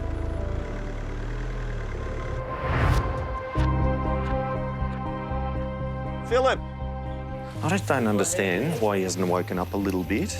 Intensive care paramedic Cam is trying to get a response from 76-year-old Philip, who's just collapsed in front of his wife, Yana. It looked as though he did open his eyes a little bit there. He's a little bit sweaty. The guys are doing a great job at getting his oxygen levels up. They've given him a couple of injections of adrenaline to open up his airways. They're assisting his breathing, but he's still got a lot of gas trapped in his lungs. And the fact that Philip hasn't woken up, he's in a lot of trouble. Just see if you can elicit a response from him again, even just verbal initially. With the help of medical records, Cam discovers Philip has a history of asthma and chronic emphysema. What was diagnosed first, asthma or emphysema? That's what I don't know. OK, did he have asthma when he was a child or not? OK. When I look at Yana, I think she must be very stressed at the moment. I'm sure she's never seen him collapse like this and remain unconscious, so it must be frightening for her. What we might have to do is put a breathing tube down his throat and take him off to hospital with that. Cam now needs to put Philip into a medically induced coma. Intubation is a risky, invasive procedure. 99, can you just tell me who my backup is, please? To perform it safely, a second intensive care paramedic is needed. Philip's body's working so hard just to try and breathe, but it can only do that for so long before it tires, and I'll have to take over his breathing totally. I'm going to prepare to intubate this patient, and then on arrival of 27, he can give me a hand, thanks. By intubating Philip, we'd insert a breathing tube. I've requested another Micah paramedic to come and give me a hand with the procedure, so I'm going to get all of the equipment ready so when he walks in, we can just do it. Hey, Philip! Philip! Did they mention anything like diabetes, gestational diabetes? No? Okay. Mike and Eamon are on their way to hospital with Shanali. The 32-year-old is in the early stages of pregnancy and is worried her waters have broken. We know that we're not going to be delivering any babies today, but we've still got a couple that are really concerned about their unborn child. It sounds like it potentially could have even been a syncope episode. Oh, yep. Says you felt sort of quite lightheaded, had the nausea as well. We start to float the idea this could be a syncopal episode or a collapse or faint. And that sort of fits, you know, it's a warm day. She states she hasn't been drinking very much water. She has a bit of a low blood pressure normally. So this may actually not be related to pregnancy at all. How long have you and your husband been married for? 4 years. 4 years. Is he a good husband? She has to say that, doesn't she? There's not too much that I can do for Shanali. Have you thought about how many children you want to have? 2. 2. That's a good number. Except try and make this experience a little bit less traumatic for her and try and make her laugh.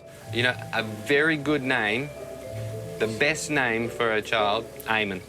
E-A-M-O-N. Yeah. Eamon. Eamon, yeah. So it's a good name for a child. Boy or girl, doesn't matter. The best name. Look, I think Mike is a very popular name. It's a very reasonable name. It's easy to pronounce. I think Mike is in with a much greater chance than Eamon. What made you come to Australia? I am doing PhD. I see. You'll be a doctor one day. A doctor of sorts. Doctor of Philosophy. I think my hope for them is that they do have this family that they so obviously want. Whatever the outcome is today, it's obvious that they love each other and that this won't stop them. We'll bring you on our bed. I'll have a chat to the nurses and we'll go from there. Hi, how you going? That was all right? Good. Eamon and Mike have Shanali smiling again, but they know there may be bad news when doctors at the Royal Women's Hospital assess her for the second time today. Aim, tell them what's happened, show them your paperwork, sort you out. Hey, Phil! Phil!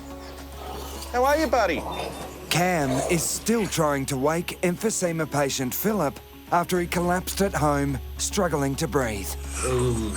So as I'm preparing equipment to intubate Philip, I start to hear him groan and his respiratory pattern change a little bit.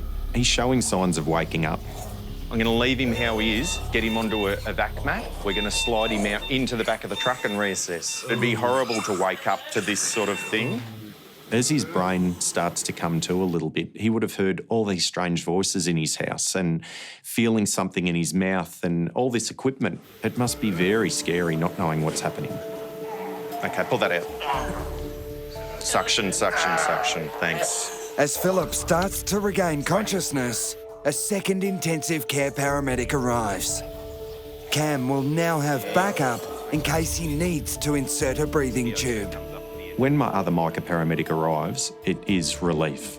It means that we can share the decision-making and manage him together.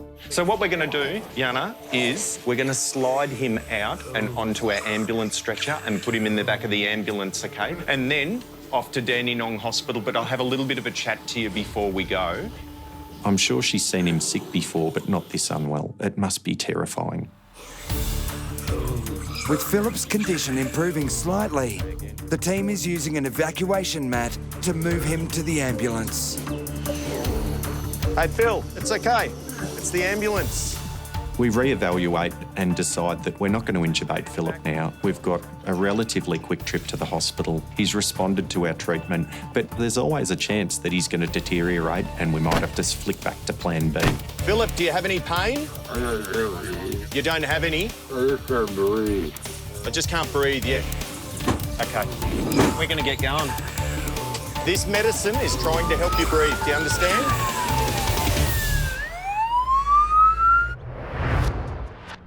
So did you hear we have a surprise today? Surprise? A surprise visitor. Yeah. Who is he or she? I don't know, it's like a real surprise. It's not even like an Amanda surprise where I actually know what's going on. Taz and Amanda are back on duty, but before heading out, they have a visitor. I don't know, maybe someone wants to meet the Bollywood version of Denzel Washington. Oh, who's this little guy? What we got here? Tommy. Hey, brother, I'm Taz. Tommy. Hey, Tommy, nice to meet you. 9-year-old Tommy's called in with Mum Justine to deliver a very important letter to his paramedic heroes. I wanted to give it in person. Look at this, what a little legend. How cute is that? I have a question I would like to ask. Is it hard to be a paramedic if you have mild autism and dyslexia? Love from Tommy. Tommy? Yeah. You can do whatever you want in your life. Definitely. Yeah, let's go.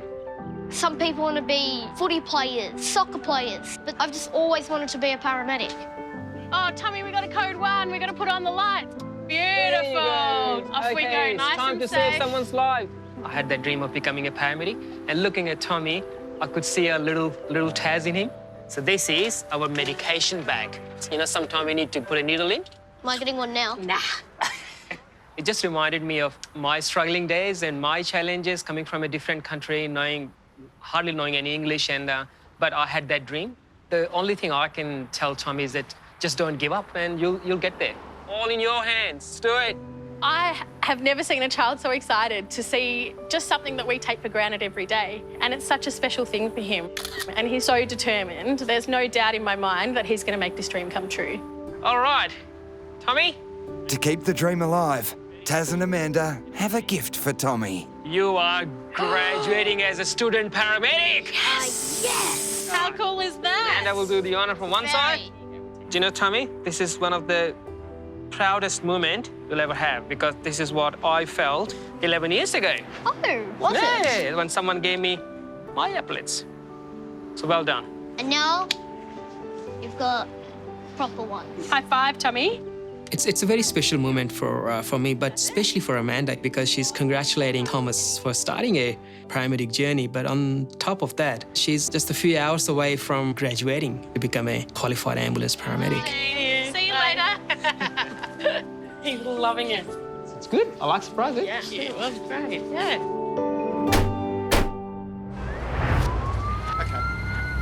Hey, Phil. So we're off to hospital. Does your breathing feel a little bit better now? Yeah. Poke your tongue out for me. Yeah, good. Okay. Micah paramedics Brenton and Cam are taking 76-year-old Philip to hospital after he collapsed at home. Do you know where you are? Do you know what day it is today? Philip's wife Yana found him on the floor unconscious and struggling to breathe. Are you okay, hon? Yeah, so Yana, he's responding to me now. When I talk to him, he's trying to talk to me, okay? So he's a lot better than before. Philip's shown a lot of signs of improvement, but he's still not conscious and alert. So Yana, you've never seen him like this before? Oh, not that bad. Not that bad. How long you been married? 48 years. 48? Wow. You must be a very patient woman, hey? And he must be very patient. Oh, see, I was giving you the get out of jail. Yeah, he's very patient too. Okay. Phil, we're at the hospital. Can you wake up a bit for me? Philip has stabilised, but Cam is extremely concerned that he's still barely conscious. From here, I'm sure that they'll do further tests. They'll be able to x-ray his lungs and see exactly what was going on with him. I suspect he'll be in hospital for a little while. Open your eyes for me. We're at the Dandenong Hospital, okay? You need a bit of help? 6 letters. Could be a temple. It's been 4 weeks since Jimmy suddenly collapsed at a bowling club in front of his wife, Linda. How are you doing? Getting there? I feel as if I can't even think. You understand what I'm saying? I do. Jimmy was taken to hospital suffering what Nat and Leonard suspected might be a mini stroke. I've never been this way before. I was definitely frightened that there was something dreadfully wrong and that I could have lost him. Jimmy was in hospital overnight for tests, but doctors found no evidence of a stroke. Here's your sandwich, Jimmy. Thank you. My doctor, she said to me that maybe it was because of drinking. Beautiful, lovely. Sometimes I thought that people might have been right. I was drunk. I believe I wasn't, but I'm slowing down a bit, even on the drink.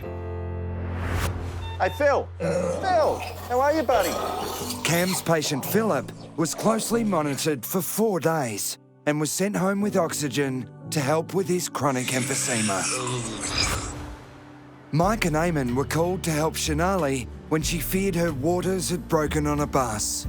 Sadly, Shanali lost her baby, but she and her husband are still hopeful they'll be starting their new family in Australia very soon. Just saw that. Is it? As for Brittany, turns out Cam was right. Her abdominal pains were not an early labour. But 17 days later, Brittany did deliver beautiful, healthy twins. A girl Evie and a boy Ryder. So I fall down there. Yeah? Yeah. Did you hit your head or anything? No. All right, let's have a look. When Taz and Amanda's patient Ipsita fell off a curb, she was in a lot of pain. It's broken, right? But Taz was pretty sure the ankle wasn't broken. And the results are in. When I heard Ipsita only sprained ankle, and I was thinking, Dr. Taz, right again. I'm just happy for her, and she'll be able to celebrate permanent residency of Australia.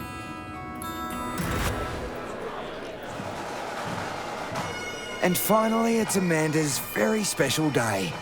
After 3 years of study and another year on the road as a rookie, she's graduating. I'm feeling so anxious. I've got butterflies in my stomach and the anticipation has been incredible.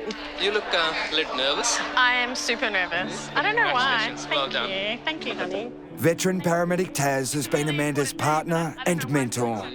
Today, he's like a proud dad. Well done. Thanks, Taz. You deserve it. Thank you. To see Amanda from student life to finally graduating is beautiful. It's really a happy moment. It's a milestone day too for a very important four-legged member of Ambulance Victoria. This day was special enough, but I get to share it with Bruce the Labrador, the peer dog who's also graduating today. Bruce was implemented as a peer dog approximately 12 months ago just as a trial to see whether or not he would break down barriers for the peer support crew when they go and see a paramedic after a tough job or going through a tough time. And Bruce has been popular from day one. Please welcome and congratulate Amanda. I can't believe, looking back, that I've finally done it and I've jumped all of the hurdles required and I'm here and it's happened and I'm qualified. And, you know, there are rare moments in life where you get to look back and go, I did it. This is definitely one of them. Flight paramedic Ray and his team have just been called to join a massive rescue mission near Victoria's famous 12 Apostles. Good for start, fellas.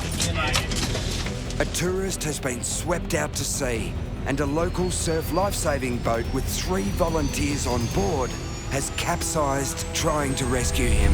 Western Ground, g'day, Hems 5, Medivac starting up to 350 knots. checked.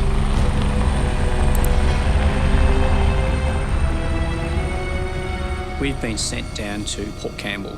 That part of the ocean is called the Shipwreck Coast, and it's called the Shipwreck Coast for a reason. Maintain your best forward speed. Copy, Hems 5, thanks. The waves in that area, they just churn in these massive whitewater swells and they just smash into cliffs. There's no capacity for a human to survive. 42 minutes to go. Roger. Ray and his team are the second air ambulance to be sent to the fast-growing rescue operation. Couple of bumps for a couple of minutes here. Rightio. They will back up the first air ambulance crew who have just arrived at Port Campbell. The update from the scene is 4 in the water, 3 with vests. Wow. Roger that. With 4 people in trouble in the huge seas, Ray must be ready to help winch out survivors. Look, I'll happily admit nothing as a microflight paramedic terrifies me more than thought of entering big water. Oh, the wind's just getting stronger over this way. It doesn't matter how good a swimmer you are. You have no say on where the sea takes you. It scares the living hell out of me. I don't know if you're listening to Comp 4, it sounds like it's going off. Ray and his team are still 30 minutes from the rescue operation. But on the scene, Police and the first air ambulance crew are now desperately searching for anyone still alive. Target sighted, 2 o'clock, 400 metres. Roger. The air ambulance team has just spotted the wreckage of the Surf Lifesavers boat. Looking down from the helicopter, I can see an overturned vessel. There's large waves hitting the cliff face, and I'm thinking that if there's survivors, they've probably only got minutes to live.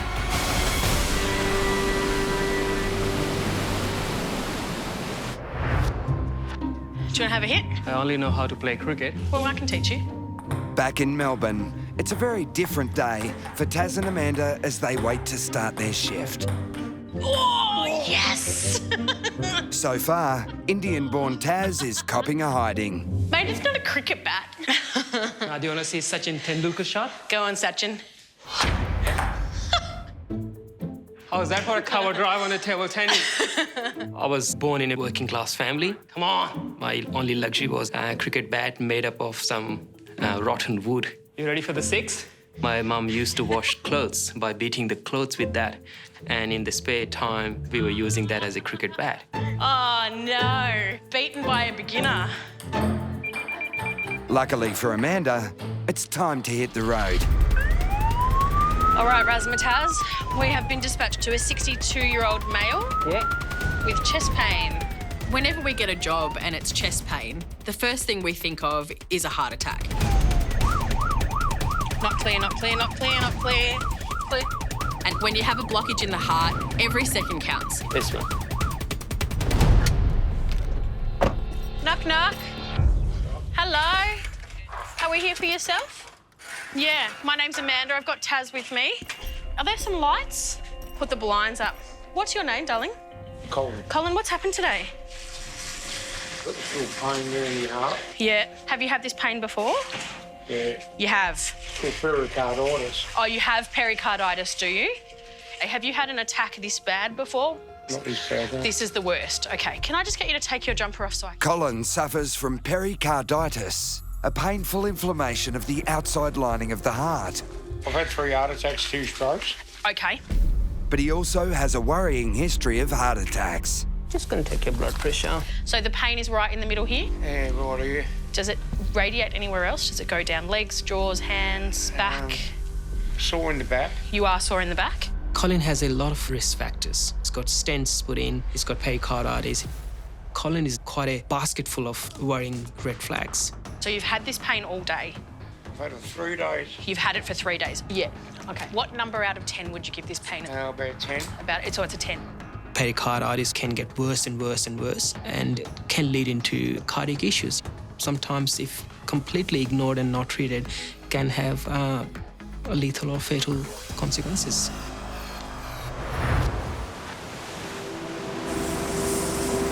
Back at Port Campbell, near Victoria's 12 Apostles, a massive rescue operation involving police and ambulance air wings is underway.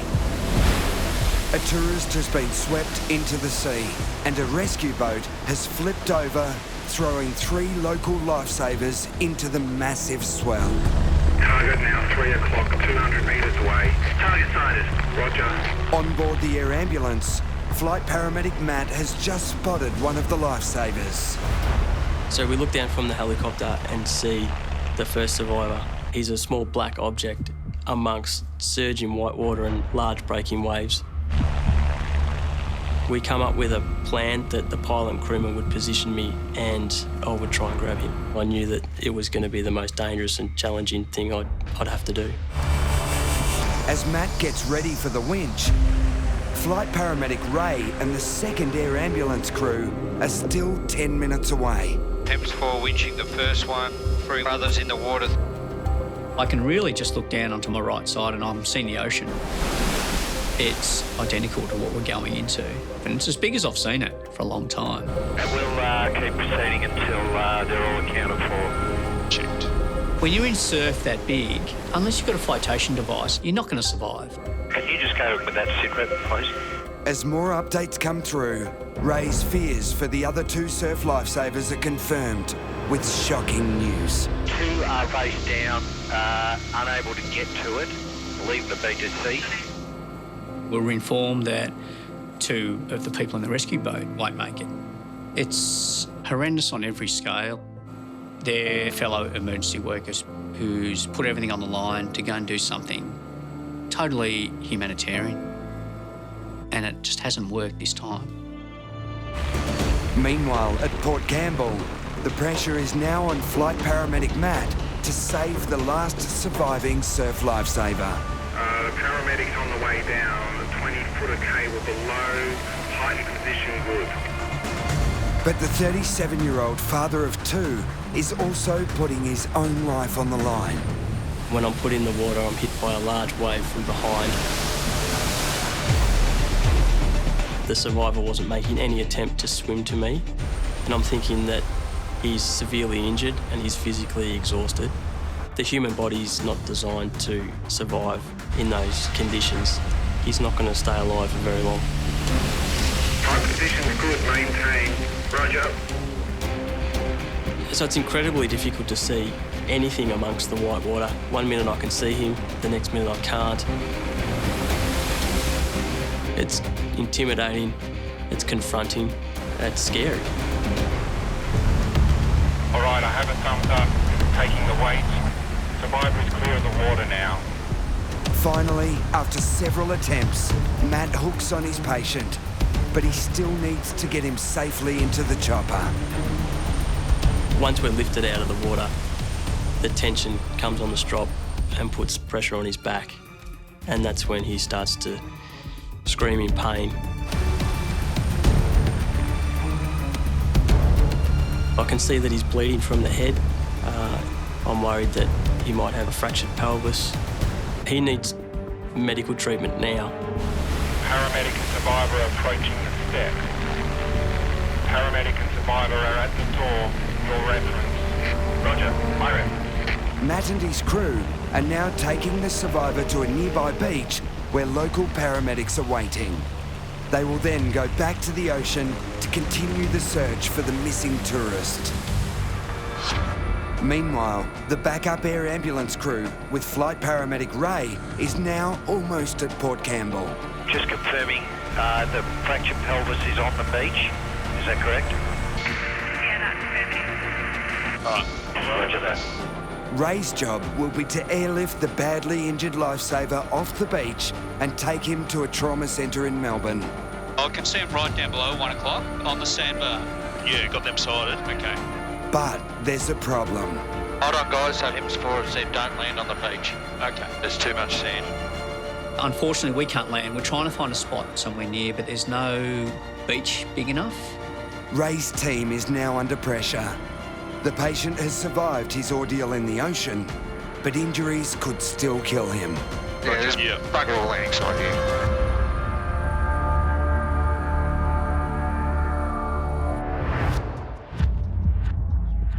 Let's talk a bit more about this pain. So it's like a dull thud, and you've had it for 3 days. Back in Melbourne, Amanda and Taz are urgently trying to work out what's causing Colin's distressing chest pain. You have a history of pericarditis. Not only does the 62-year-old suffer from the painful heart condition pericarditis, but he's also survived 3 major heart attacks. Just taking a good picture of your heart, okay? The paramedics are running an ECG to see if he's having another one today. So, Colin, at the moment, it doesn't look like you're having a heart attack to us. However, we do need to go up and get blood tests. That's the definitive answer. So we're going to take you up to the hospital. Oh, you're a bit emotional, hey? The pain? Yeah. Were you feeling normal today at work?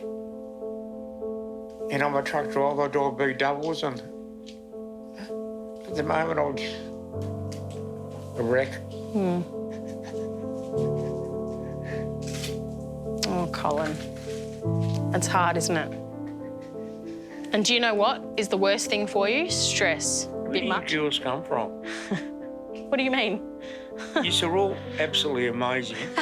You need more money than what you get. Oh, no, we get paid pretty well. We get paid pretty well. Yeah, I know, but not enough. With all of the fancy tools and technology that we have in the ambulance, the most important thing we have is humanity. So just stand up for me, take it slow. Come on, darling. Do you? Yeah. Just take another seat for me. Taz? Yep. Can I have a wheelchair, please? Yep. Thanks. All of a sudden, he started feeling dizzy. That is a worrying sign. Your condition is worsening. So I've just sat him down now. So maybe Colin is having a cardiac event, and this is serious. Just stay there for me, mate. Hold on, guys. They want us to land in the car park. Yeah, that's too tight down in there. Yeah. Back at Port Campbell, Ray's trying to reach the badly injured surf lifesaver who's just been winched from the ocean and taken to a nearby beach. Hems 5, everything's a bit crowded down there. We're moving up to the helipad, which is a K or so. K and a half, yeah, probably. Location. With nowhere for Ray's chopper to land, they've now given instructions to paramedics on the ground to bring the patient up to the local helipad. Clear on the left. Your tail should be clear. The fence behind. Roger. Reports are coming through that the rescued man may have a potentially fatal fractured pelvis. Okay, got to clear out? Yeah, you cleared out. Pelvises, they have large amounts of blood running through them. And you fracture a pelvis and you have potential to bleed to death. He's coming in. How much time to play around?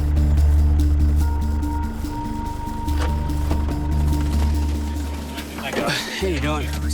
This is Philip. Hello, Philip. My name's Ray.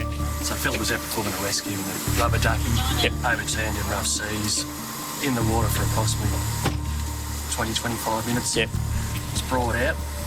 Crew on scene basically querying a left pelvis. Yep. Right. So in total he's had 200 miles of IV fentanyl. Yeah.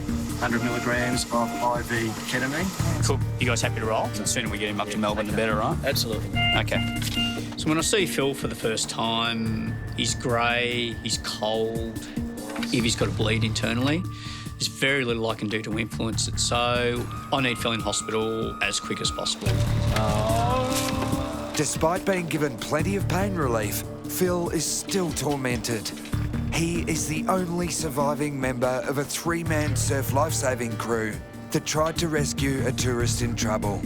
Well, I can't fully understand what he's going through, but it'd be terrible. Probably more so, why the hell did I survive? The other people didn't.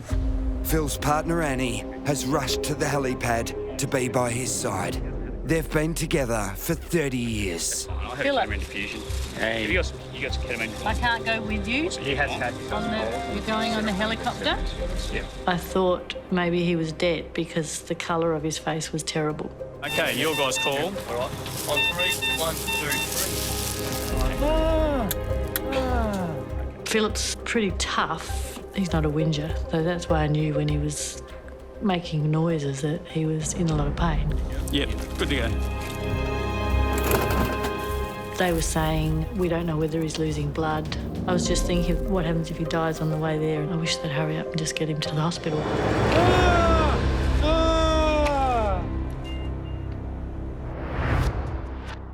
See that orange chair? Taz is going to bring that closer, and we're going to stand and we're going to sit on the chair. All right? Amanda and Taz need to get 62-year-old Colin to hospital. Stand up. Take your time. Bum on the chair. They're worried the truck driver's chest pain may be the warning sign of a heart attack. And down. Good man. Although the ECG didn't detect one today, Colin's already had 3 in his life. That's it. Good man. Thank you for being so good to me. Oh, my pleasure. You're going to make someone a beautiful husband. Well, you can tell my fiancé that, eh? Yeah. Tell him he's a lucky man. Couple of bumps, mate. I'm getting the sense that Colin doesn't have a lot of family or friend support, and I think he just needs someone to be there for him today. I'm good to go, Taz. Okay. Colin had planned to go to the country tomorrow to visit his elderly mum, but his health problems have put the trip on hold. My mum's just one of the most beautiful people. She's got wings on her back. Yeah. She's an angel. Oh, that's such a nice thing to say. I think no matter how much we grow old, no one can replace Mum. I started a new job. Yep. 12 months ago. Yep. Got bitten by a tiger snake. Oh, gosh. I talked to Mum about it and I said, I just can't believe what's happened to me. Mum said, you know, you've been tasered, you've been in siege. Jeez, you've been tasered and you've been in a siege. Once Collins released some of that emotion, out come all of these weird and wacky stories. Next minute, the coppers are ringing me on the phone. You must come out. I was bodybuilding then, I was huge. Did you enter any comps and stuff? Yeah, I won Mr. Australia. Awesome. Just turning into hospital now, Amanda. It's been a very interesting journey taking Colin to hospital. Considering Colin has been Mr. Australia, maybe I can be Mr. India. I've enjoyed my life. You've had a life by the sounds of things, eh? You know, my daughter always said to me, Dad, write a book. I'll buy a copy. Would you really? Yeah, you write that book and I'll buy a copy. I really hope that they get on top of Colin's chest pain today, because I'd like him to add a few more interesting chapters to that already colourful book. So you'll be our Arnold Schwarzenegger.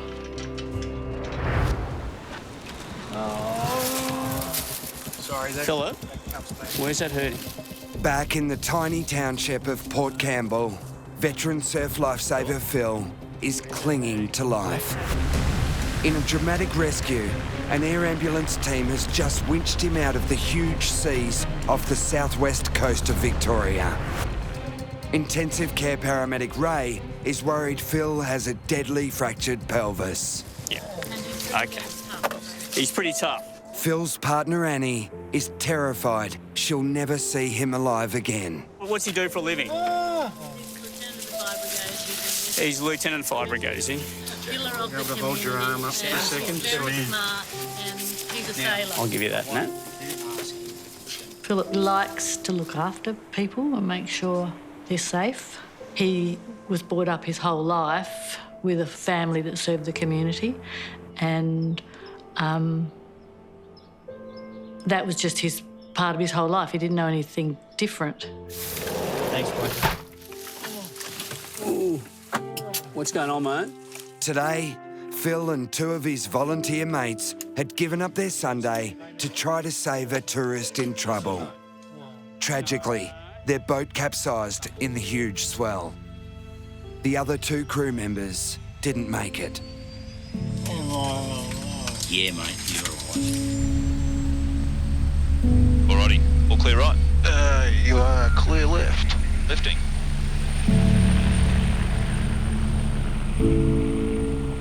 With Phil barely conscious, Ray's hoping he won't deteriorate on the 50-minute flight to the trauma centre. Philip, you feeling okay, pain-wise? I'm going to be sick. You're going to be sick. Things are hurting because he's got an injury, but he's reliving this stuff and we can see it. What's up, Phil? Oh, no. Oh, he knows. I think he's starting to realise. He knows. Yeah, that haze, he's living it again. Phil definitely knows he's lost too. You know, as we hear more and more information, the story actually gets quite heartbreaking. We learn that it's a father and son, and we learn that the younger guy, his wife's pregnant. And the story just keeps building and building and suddenly gets more horrendous. Like, you lose two people and the ripples are now enormous. Just enormous throughout the community, through his family. You could see that, couldn't you? He's going to relive that 100 times, 1,000 times. What's up, Phil? Mate, we're nearly there, all right, buddy? You're doing really, really well, mate. We're nearly there. We're only about 5 minutes out of the Alpha. Okay, champ? Oh, yeah. Mate, you've done so well this far. Another 5 minutes, that's nothing to a man of yours. That's ya? As Ray and the crew approach the Alfred Hospital, they receive some better news. The original one's okay, the original patient. Yep. Incredibly, the other air ambulance crew still at Port Campbell has rescued the tourist who was washed out to sea. Somehow the original person survived. It's one of the biggest rescues I think we've ever done, one of the most heroic rescues ever seen, yeah. And I'll just pop it down there. You happy there, guys? Perfect. Yeah, mate. Yeah. But while the tourist is in a stable condition, Phil's life is still in danger. You're at the Alfred now, buddy. You're all okay, all right? I don't know Phil, I never met him till this unfortunate day. But a man who gives his time and his energy in so many different ways in a town like that, he appears just a man who gives way more than he takes, like way more. Phil, a couple of bumps, okay? All right, mate. I'll pop that back on the face. Good man. The paramedics are now hoping surgeons can make sure Phil stays alive for his family and his shattered community.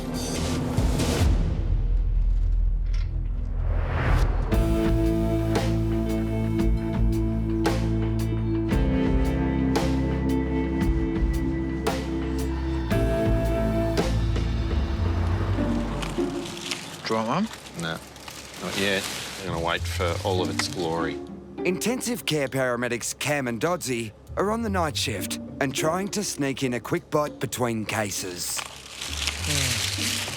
Okay. After a long day, we get a good feed of dumplings. You want to hoe into those, but you know the ambulance gospel. The minute we get food, time to go to a job. Emergency services, tell me exactly what happened. I'm a nurse and I'm at the hospital and I normally ring my husband at 5 o'clock every night. I've been ringing him since then. I've sent a colleague around to my house. He says that he appears to have had a stroke. Has he ever had a stroke before? No, he hasn't, but he's got a very long medical history. Okay, let's get him some help. Permanent pacemaker due to heart failure, kidney stent, pulse 70 and regular. Thank you, Campbell. Now that you've cracked that food, I can smell those dumplings here. So good. I am hanging for a dumpling now. But there's no time for a snack, as Dodsey and Cam are soon confronted with a rapidly unfolding emergency. G'day. My name's Cam. I've got Paul with me. What's your name? Jose. What's his name? Walter. When I first see Walter, he doesn't really respond. And my immediate concerns are, is there something happening now that could kill him? Hello, Walter. It's Cam from the ambulance. Can you tell me where you are? I'm at home. Yeah. If this guy's actually having a stroke, we're on the clock. His hand's very red and swollen. Isn't it? Yeah. Walter. Emergency services, tell me exactly what's happened. So you've had a car accident? Yes. It's a busy night in Melbourne's Emergency Communications Centre. Call takers are taking care of hundreds of people reaching out for help. One of them is a distressed woman who's just survived a frightening car crash. How many people are hurt? We have 3 people injured. Okay, are there any chemicals or other hazards involved? No, but one person's really injured inside of the vehicle. Single responder Glennis is closest to the head-on collision. Is it just up here? We're just going to block some traffic here. All alone at the crash site, she needs to quickly work out which patient needs her attention first. Hi, guys. Who's in what car? Which one's that one? Okay. They're sitting there. All right. Hello, what's your name? Restrained. Where are you sore? In your tummy? Your tummy? Okay. This scene is very chaotic. I've got 2 cars that have crashed into each other almost head-on. Anyone out of that car? No? Just these 2? And this is the driver. All right. I make a really quick evaluation that I've got 3 walking wounded. They're all outside the vehicle, but I do have 1 patient who's trapped within the car in a significant amount of pain. She's my #1 priority. All right, I'm going to have a look at your chest. Take nice deep breaths for me. I can't. Okay. I'm by myself. I've got 4 patients out of quite significant road trauma. I need backup and I need it now.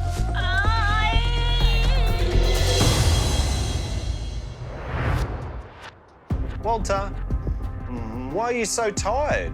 66-year-old Walter is barely conscious, and Cam and Dodsey are worried he's having a stroke. Could you ring Walter's wife for me, please, and get a little bit of information? Speech is very slurry. It's never been like... You know Walter normally? Does he get up and walk around? Yes, with a walker. With a walker. Walter has a complex medical history.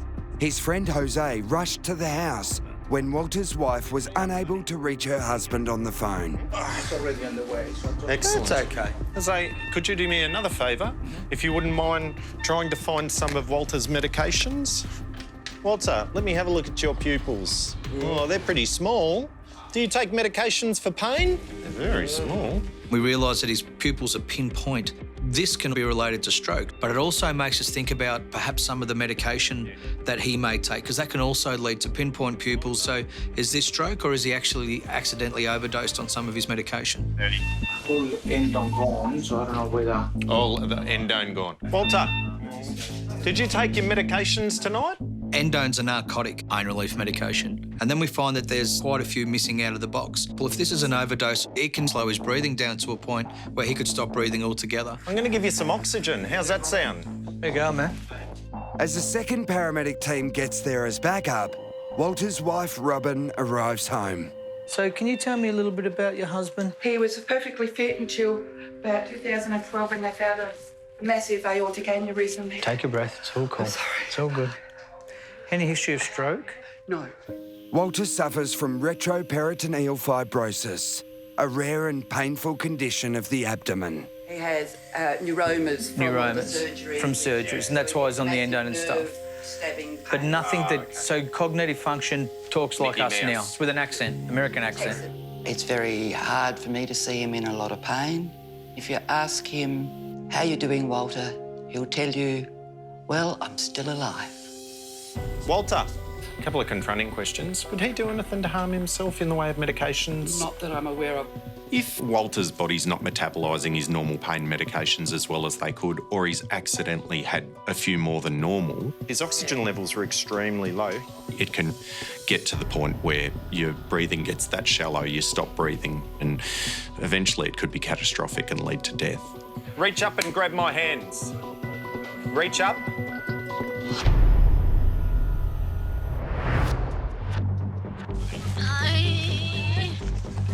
All right, Restrained. I'm just going to take your blood pressure, love. Micah paramedic Glennis needs urgent backup at a horror two-car collision. There's 4 injured people, but Glennis's first priority is 51-year-old Restrained, who's trapped in her car. OK, I'm going to give you something for your pain. You're not allergic to anything that you know of? No. OK. Backup crews are now arriving to treat the other patients. Hi, guys. How are you? What we've got here, this young lady was the driver. Now, she's got out. She's got a little bit of chest discomfort. But this lady, she's got some quite severe abdominal pain. She's really complaining just even the lightest touch across the abdomen. All right. Oh, Carlos. Now, I'm just going to give you some fentanyl, some pain relief up your nose. Thank you. All right. Glennis is worried Restrained may be bleeding internally. All right, let that settle in. She urgently needs to get her out of the crushed vehicle. But there's a complication. I have a fusion in my back. What do you take for that? I have a patch. A patch. Is it? Have you got it on? In my back. Okay. Restrained tells me that she's had quite significant back surgery over the years. So any movement, any subtle movement, is causing her to scream out loud.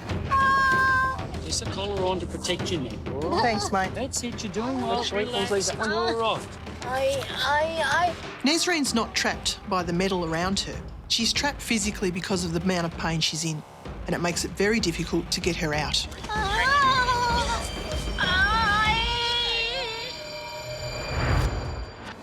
Walter, reach up and grab my hands. Robin's here, mate. Robin's home.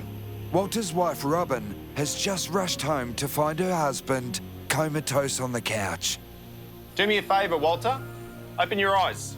The 66-year-old lives in agonising pain, and Cam and Dodsey are worried he's had too much medication. OK, can you squeeze my fingers for me?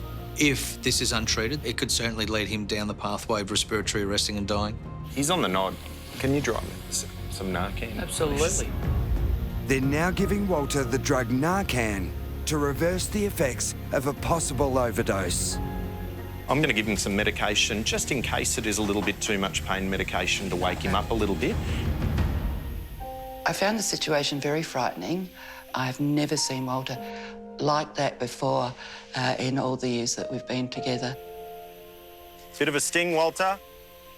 Walter means so much to me because he just always seems to adore me, and he has been part of my life for over 37 years. Hey, Walter, open your eyes. Grab my hands, squeeze as hard as you can. Excellent. Good, mate. Thank you. Let go. All right, wheelchair in. I'm rapt to see him wake up a little bit, but he's still not out of the woods. We need to go down to hospital and see that there's nothing else happening. Okay, we got a bed waiting. Robin will join her husband at hospital, which is thankfully just a short ride away. Ready, set, go. It's not easy to see a loved one who's unwell, and often people can become really stressed and unable to function, but not this one. She's a trooper. I can't go anywhere just for a second, so I'm going to eat another one of these, just so you can hear me do it. Oh. Stop eating that stuff, mate. You're making Walter and I hungry. And I'm going to tell you something, mate. They're just as good, Carl. OK. Even though we've roused him a little bit, he's still not well, and he requires further assessment. How you feeling? You don't have a headache? You do? Then he starts saying that he's got a headache, so all the more reason that we go and investigate this a little bit more thoroughly. Hey, Walter, we're at the hospital, OK, mate? Hopefully it's nothing sinister. He's sort of incomprehensible. You know, there's so many different causes of altered conscious state or unconsciousness, but I think it shows a lot of investigative skills to... Say that again. You say that quickly. A lot of skills trying to investigate. OK. So, a lot of investigating.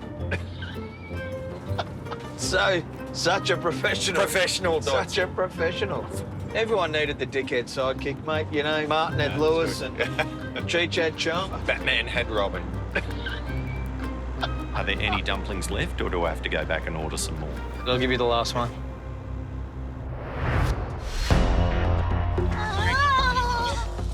How's your discomfort feeling? Did that help at all? No. No. All right, let me give you something a bit stronger. All right, I'm going to put a line in your arm. At a shocking head-on collision in Melbourne's outer east, intensive care paramedic Glenys is urgently trying to get Nesreen out of the wreckage of her car. Good girl. That's the way. But the 51-year-old is traumatised and in terrible pain. I'm worried Nesreen has a significant spinal injury as well as a pelvic injury. She needs to be kept as horizontal and as straight as she possibly can so I don't exacerbate any injuries. If we drop the back yeah. slide out. Slide out the back? Yeah, I reckon. All right, let's try that. Let's go. 1, 2, 3. Once we get going, Nesreen is crying out a lot, but there's no other option. All right. Finally, Nesreen is freed from the wreckage and can be moved into the ambulance. Good girl, good girl. Now, Rowan, he's beautiful. He'll look after you, OK? Isn't he good? He is good. I'm hoping Nesreen's injuries are nothing significant to her abdo and pelvis. I do suspect she has re-inflamed her back injury, but we won't know until she's got to hospital. Are you Nesreen's husband? She's just in here. She's just in here. Hop on that seat there. With Nesreen's husband now by her side, Glenys can check up on the other patients. It's a good result for a tough job. All right, where are the other two lasses? They're either in the other cars or gone. Gone, lovely. Yeah. Thankfully, another ambulance has also arrived to take care of patients number 2, 3 and 4. Mine's the Alfred. That one is going to Frankston. Multi-casualty scenes. They are one of the hardest jobs we will ever do. Thankfully, I had backup really quickly on this job. I think most people say that about paramedics. You always look so calm, but I can guarantee you we look like a duck on the water. On the top, we're really, really calm. I love you. You are so good. But underneath, our feet are going like this. But the people don't see that, and that's probably why we do the job the way we do, and we do it well. It's like a dull thud, and you've had it for 3 days. It's been 4 weeks since Amanda and Taz were called to help Colin with his severe chest pain. Doctors cleared him of a heart attack, but sadly, the truck driver is still battling chronic health problems. Oh, Colin. It's hard, isn't it? After several days in hospital, Colin finally made the trip to the country to spend some time with his much-loved mum. Walter, let me have a look at your pupils. Oh, they're pretty small. 66-year-old Walter was found barely conscious on the couch. Walter, Did you take your medications tonight? Intensive care paramedics Cam and Dodsey suspected the chronic pain sufferer may have overdosed on his medication. Take a breath, it's all cool. Walter's loving wife, Robin, feared the worst for her husband. Walter, open your eyes.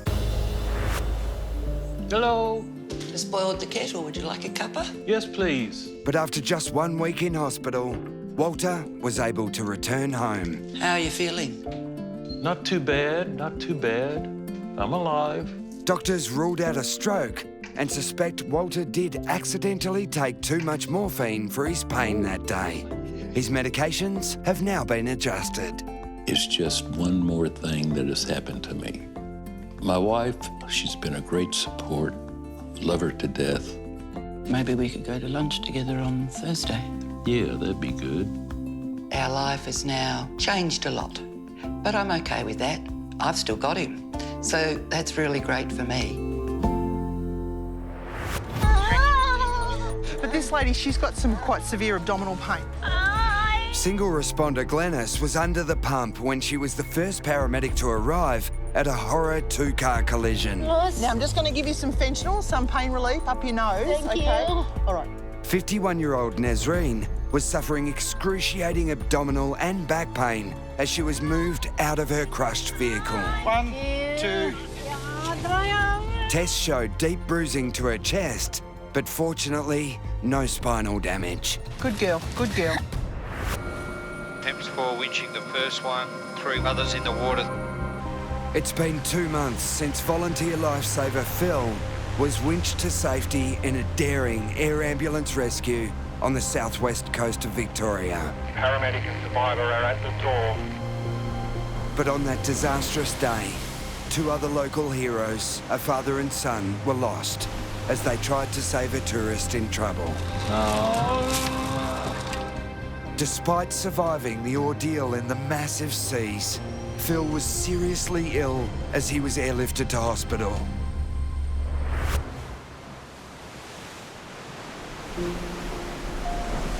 Today, the sun is rising on a new day at Port Campbell, and Phil is here to see it. Boat tipped over just where that wave's broken there. And we got washed in. We're around the corner here, we can't see it. Like the rest of this tiny, tight-knit community, Phil's still coming to terms with the loss of his mates. Their loss hasn't really sunk in. I think those sort of things take a long time to sink in. Do they ever sink in? I don't know. I'm still sort of in that mode where I think they're going to walk around the corner, you know. So I'll see them next time I go in the surf boat.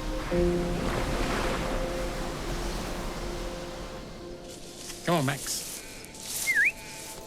Phil's slowly recovering from a fractured pelvis and dislocated hip, with his partner Annie constantly by his side. I suppose we consider ourselves lucky because there's a lot of people in more pain than me. Our community was happy that Philip lived, really happy. We've got Poe with the first girls crew. Because they were all such wonderful men and so committed to our community, there was a huge relief that at least one of those men had lived, because it would have been awful if all 3 of them hadn't been here. Come on, Rooster. Come on, Rooster. I'm going to be a reminder forever to some people that what happened. The last thing I want is people feeling sorry for me. There are people that I can have an influence over, and I want that influence to be positive. Veteran flight paramedic Ray will never forget the bravery of everyone involved that day. I am nothing but stunned and impressed with the capacity of these people to make great individual sacrifices, and the ultimate ones clearly, 2 who lost their lives. But I just think they're ultimate people in the community who are probably not celebrated enough for what they do. I guarantee you they'd go out and do it again. Even seeing what happened, they'd probably go out and do it again. Feeling better every day.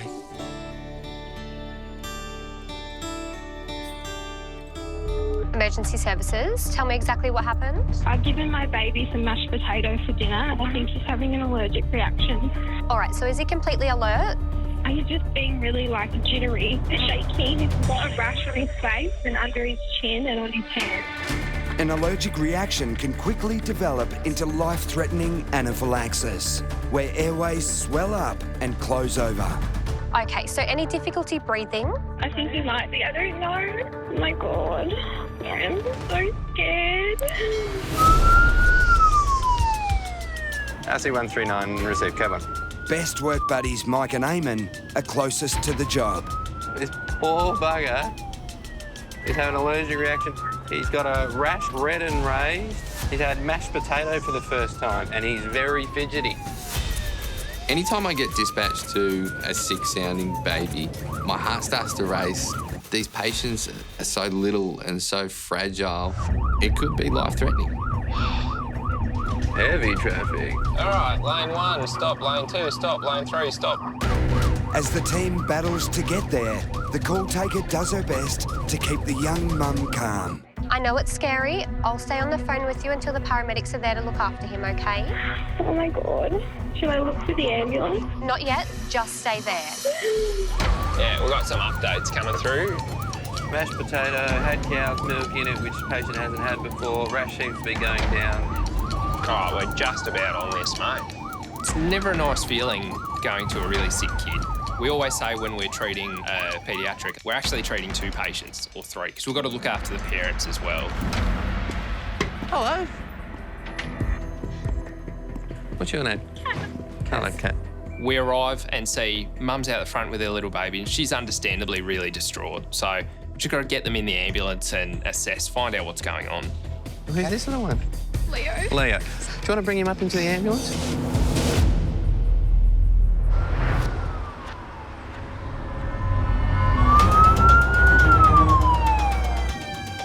Don't you love this intersection?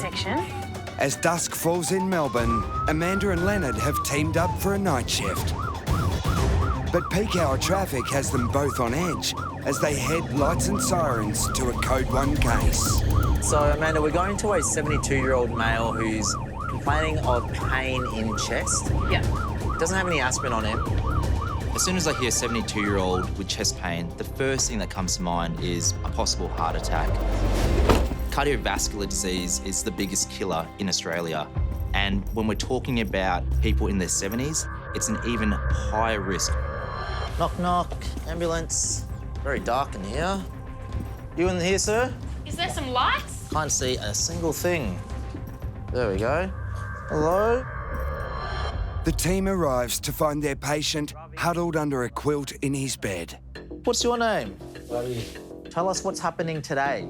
Chest pain. And when did this chest pain start? A couple of hours ago. And what were you doing when the chest pain started? I was watching playing IPL cricket. Watching IPL cricket? Yeah. Were you getting overly excited at the cricket? Mm-hmm. No. So you're watching cricket, and the pain started suddenly, or did it gradually start? Started from my left side, and then it came in middle of my... Okay. And right now, is it just in the middle? Yeah. Does it go anywhere else at the moment? Is it... Back. Your back. Okay. Their first priority is to run an ECG test and assess exactly what's going on with 72-year-old Ravi's heart. From what Ravi is describing, he has the classic symptoms of a heart attack. Left-sided chest pain radiating into his back. We need to be treating this really seriously.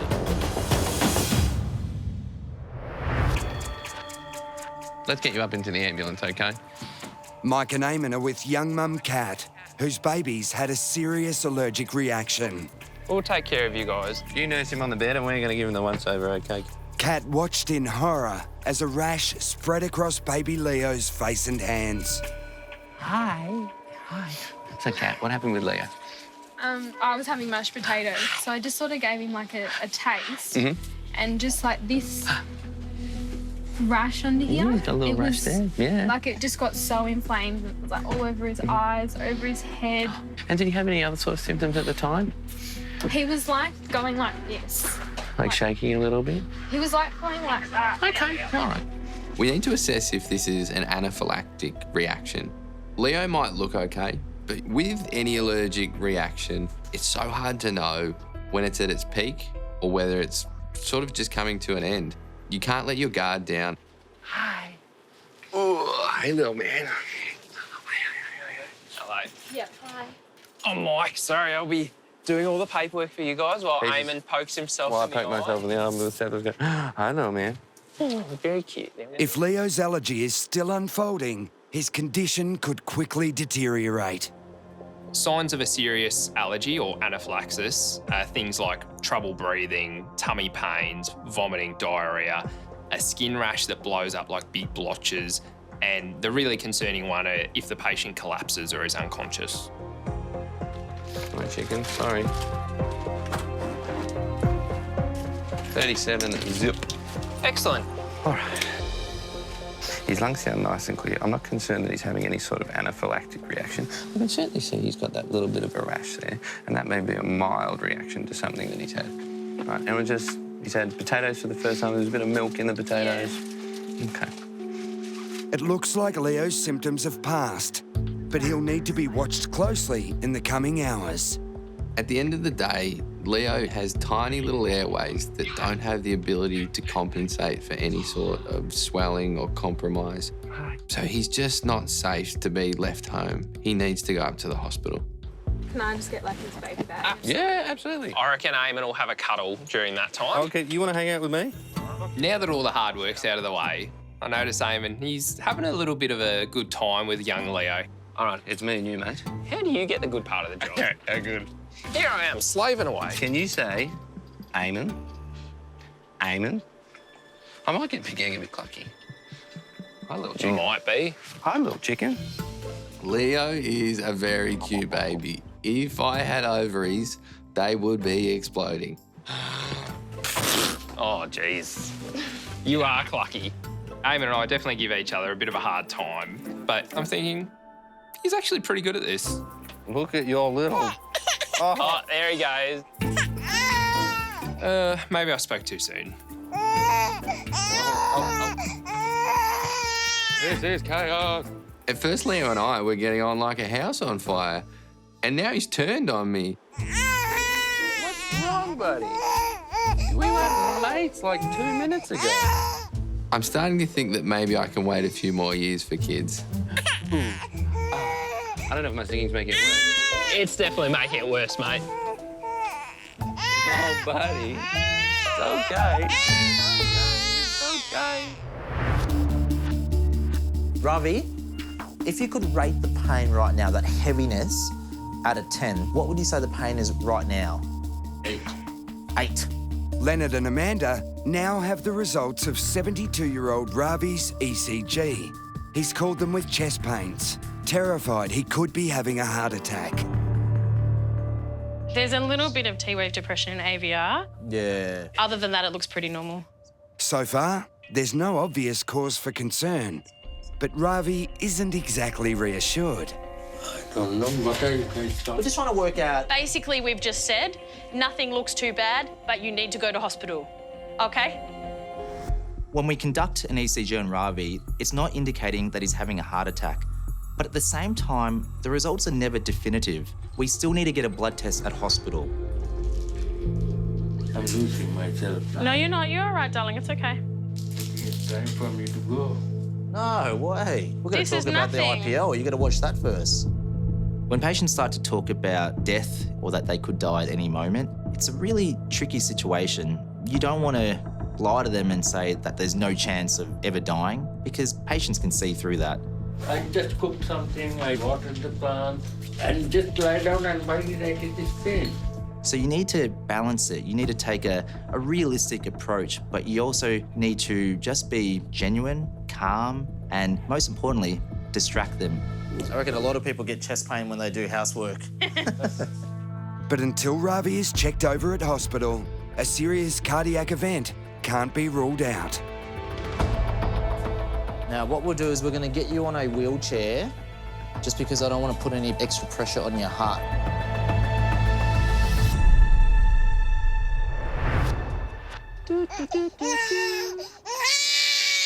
Oh, man. That is an awesome cry. Eamon and Mike are preparing to bring baby Leo to hospital after a worrying allergic reaction. Sorry, bro. Good strong cry. That is textbook good strong cry. While young mum Kat is organising the baby bag, they're doing their best to entertain the 5-month-old without her. Oh, buddy. 2 paramedics and a little baby. Where's Mum? Help. There we go. Oh, here we go. Most important person, come on through. What's this? Yeah! Excellent. Leo will need further testing in hospital, but it looks like he may have reacted to some cow's milk.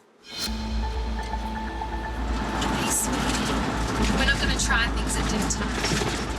Anymore?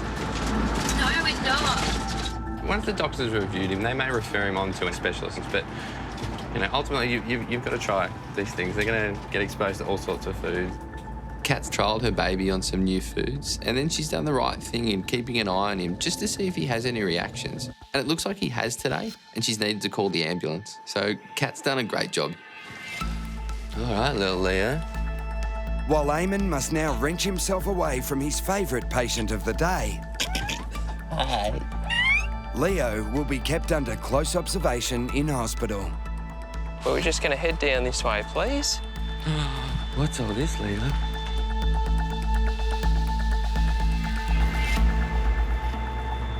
He was so cute. He was pretty cute, I have to give him that. I knew better than to offer to hold him because I knew you weren't going to give him that. Yeah, no, I was never going to let you. You're a cuddle hog. Every baby we go to. But he was just such a little chicken. Oof. Oh. Nah, cute. I think I am getting clucky. I'm saying this as your friend. Buy condoms.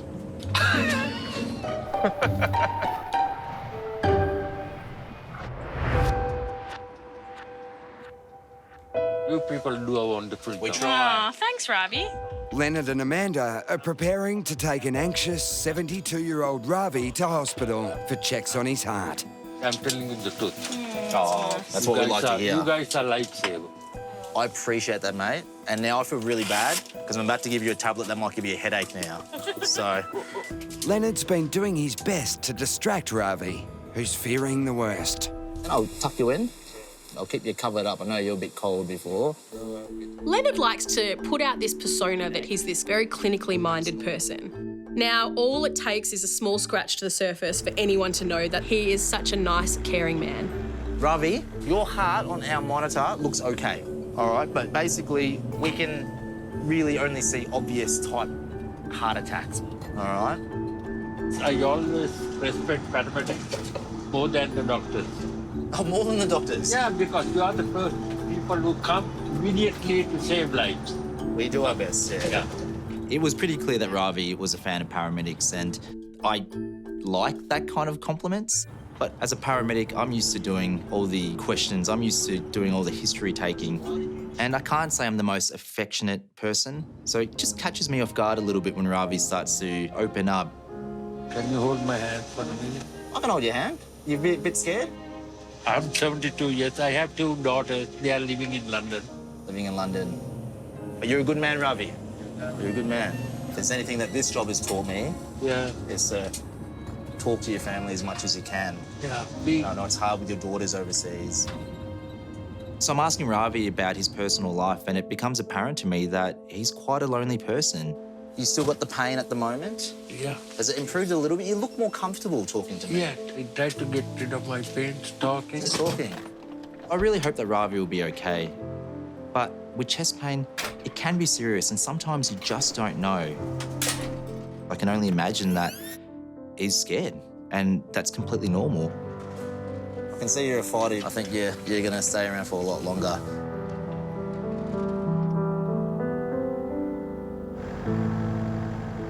He was a really nice guy. He was nice. And he really liked appreciative. You. Well, I think he was just appreciative of the uniform of the service. I know you're thinking that patients like me, but They do like you. I can't take the credit. Who else is going to hold their hand in the back clinic? You would have held his hand. Of course they would have. When a patient says, can I hold your hand, as if you're ever going to say no. Are you saying that I'm a nice guy? You are nicer than you let everyone believe. You just want to be a hard ass. I do. You're not. And I keep calling you out on I know. Damn you. Why do you have to know the real me?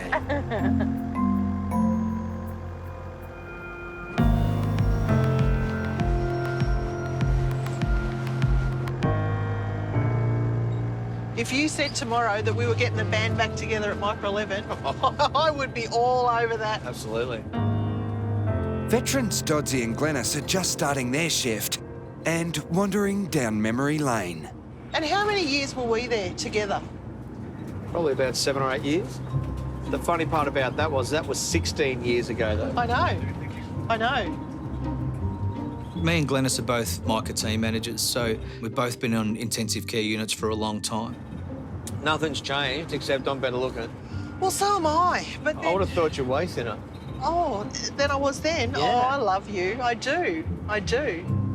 When I got onto Micah, Glennis was one of my training instructors, and I just fell in love with Glennis. She's like my big sister, my ambulance crush, as I explained it to be. Riding with you is good for my soul. Absolutely. Our conversations might be blue, our humour might be black, but the days I run with Doddsy are gold. Absolutely. But the intensive care team's day is about to get busy. A call is coming in from the worried family members of a 64-year-old man. Tell me exactly what happened. My father-in-law is on the bed. He's borderline non-responsive. He can't get up. Is he conscious or unconscious? I'm not sure. Can you get any response from him? Bruce? No. So is he awake? He's in and out. He's got emphysema. Doddsy and Glennis are one of 2 teams sent to help the man who is critically ill with a history of lung disease. So we've got a man, short of breath, came through as unconscious. Unconscious and shortness of breath often don't go hand in hand, and when they do go hand in hand, we know they're very sick. The other crew has just arrived at the job and has a worrying update. Currently heart rate 120, respiratory volume 30. Stats were initially 50%. The most concerning thing is his oxygen saturation's around 50. For most normal people walking around, they're usually 97, 98, 99, if they're lucky 100. So that tells us that his lungs aren't working properly. He's also got a fast heart rate. You know, these are things that can lead to death if they're not treated well. Hi, guys. I'm Glennis. G'day, mate. Bruce. Bruce. About our names. All right. How you going, Bruce? How you feeling?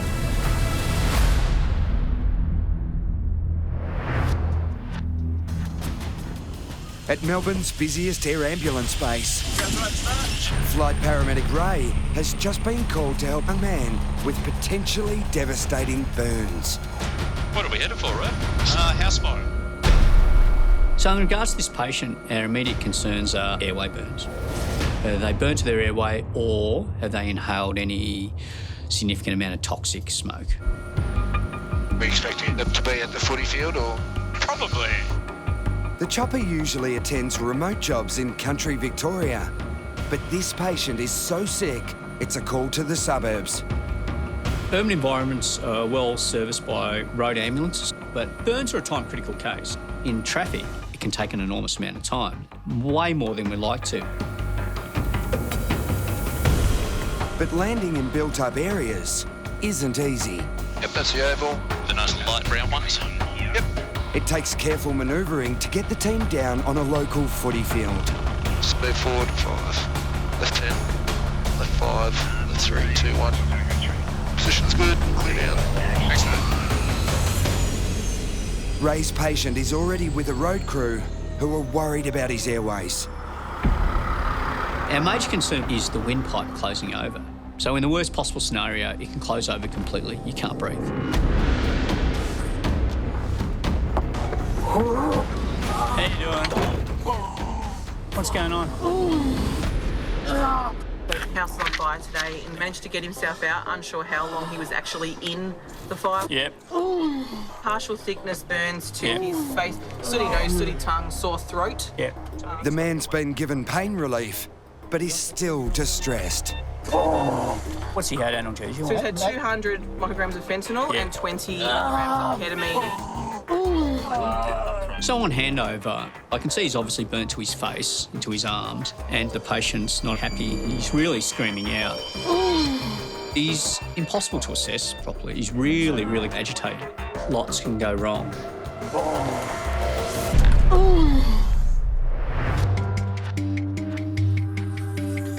put that SATS probe on the other hand? Absolutely. Here's your hand, Bruce. Glennis and Doddsy are with a desperately sick emphysema patient, Bruce. Dexamethasone. Okay. So, Dex, you've got a flush. Yep. His oxygen levels are so low, he needs a continuous supply of drugs just to keep him alive. Bruce, love, I'm going to sit you forward. I want to have a listen to that chest, mate. So Glennis, after listening to Bruce's chest, understands that he's got pus in the bottom of his lungs. So 2 weeks ago was discharged from Maroondah in there with the chest infection. Yes. Sent home with antibiotics? He finished antibiotics while he was there. Yep. Bruce has had a recent stay in hospital for a chest infection. So he's been treated for that, but it's not completely fixed. Hi, guys. How was he last night? Well, he worked till nearly 1 o'clock. What does he do? He was driving the emergency bus. So you tried to rouse him from about 12? Well, couldn't get him up, couldn't get him moving. How's his cough been the last couple of days? Rattly? Shocking? Okay, yep. Bruce has been in hospital for a week with a serious chest infection. So on his first day out, he drives the community bus till 1 a.m. in the morning. All the good work that's been done in that week in hospital has been completely undone by him doing so much work overnight. Your eyes are a bit puffy, mate. Are they normally that puffy? No. No? Bruce has pushed himself too hard and needs to be taken urgently to intensive care. We're going to take you to hospital. You're very sleepy and you're not breathing well, so I'm not leaving you at home. But moving him will put more pressure on his already failing lungs. Bruce, swing your legs around. Let's swing your pegs, old mate. There we go. Good work, buddy. Poor Bruce, he's really in a bad way. Only 12 hours ago, he was driving the community bus around, and now he's the one in need of help. We've got a very sick man on our hands, and we need to get him to hospital very quickly. All right. Trying to get you moving, mate.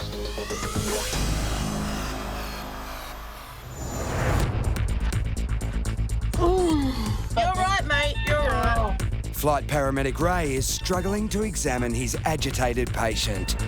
The man could have suffered life-threatening airway burns after escaping a house fire. How's it go bad? You can't go back. House is bad. Can't go back. Let's go. 10 minutes flight time, mate. Yeah. We can be there before we can do anything else. Cool.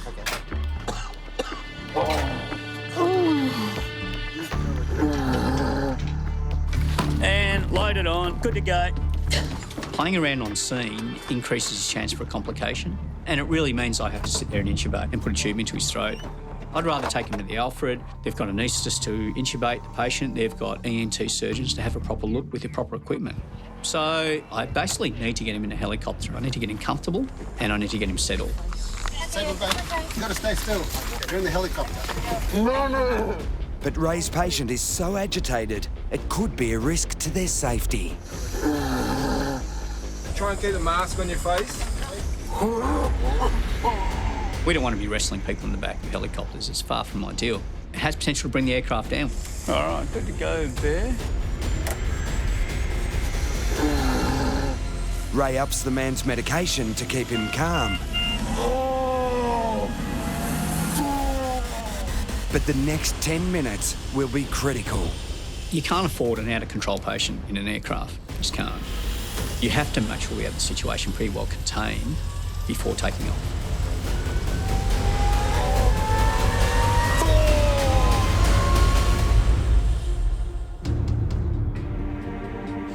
Have you go down peak first? You just roll it over and we'll just guide it down. Glennis and Doddsy are rushing Bruce to intensive care with his ex-wife, Barbara. We got him? They're worried the emphysema sufferer has a relapsed chest infection. Bruce comes across as a stoic, hard sort of bloke, so probably doesn't identify within himself actually how sick he is. Probably thinks, I'll be fine, I can do the things I want to do. But Bruce isn't Superman, and these things have led to him being unwell again.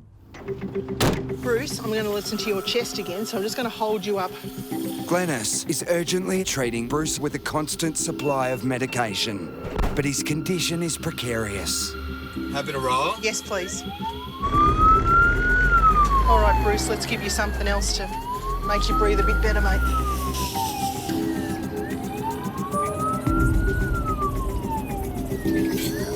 Anything you need, Glennie? We're quite hypertensive. What's his blood pressure? 180 on 95. One of the concerning things we get in the back of the ambulance is that Bruce's blood pressure is rising. Bruce, your tummy is very full today. Is that normal for you to be that tight? Bruce? Bruce, open your eyes for me, love. Let's push through, Doddsy. I am, love. I'm stuck right in the middle. I can't move. Bruce has got a number of things happening. He's got fluid retention within his body, and we can see that in his very, very tight abdomen. And that's a problem because some of that fluid is backlogging into his lungs. Yeah, we're quite tacky, a little bit hypertensive. Barbara, Bruce has got a really, really tight tummy. Yeah. Tight as a drum. Would it normally be that tight? No. Fluid retention is a sign Bruce has heart failure on top of his already compromised lungs. But they've got him to the emergency department just in time. Bruce, we're at the hospital now, mate. These jobs constantly change, so we're always reassessing and thinking what's going on. But that's what we're trained to do. Let's get you inside, Bruce. Bruce is very sick. He's probably one of the sickest patients we will see in a long time. So we're doing really high complex skills, really high clinical judgment, decision-making. They're the jobs we train for, they're the jobs I think we do well, and they're the jobs that keep us out of an office and keep us inside that truck. And that's what floats my boat after 27 years in this job.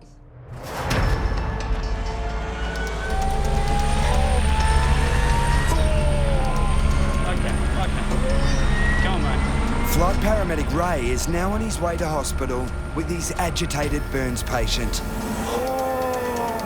The man has been impossible to assess, and Ray is working hard to keep him calm. Sit back. Good man. It's far from ideal. I'd rather have a patient cooperative and involved in their care plan, let me know what they need and tell them what I'm going to do. But he's too agitated and he's too difficult to manage to basically allow proper burns care. Directly to the operation. This patient's just a bit agitated, combination of pain.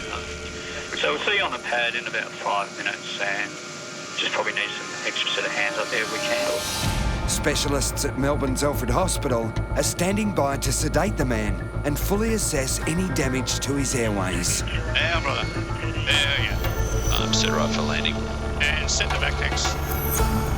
He'll also need extensive treatment for burns to the face and hands. All right, a couple of bumps come out. Yeah, good, my side. He's got some challenges ahead in how he manages those burns. They're in a sensitive area. They're in quite a cosmetic area. No one wants a burnt face. They're going to require some ongoing care. All right, let's go and see the doctors, okay?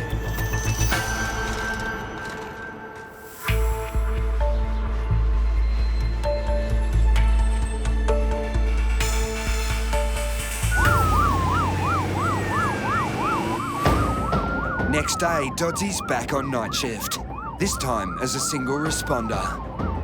He's on his way to a terrified mum. Can you tell me exactly what happened? My 2.5-month-old baby, she's not breathing properly. She shut her mouth and sometimes she holds her breath.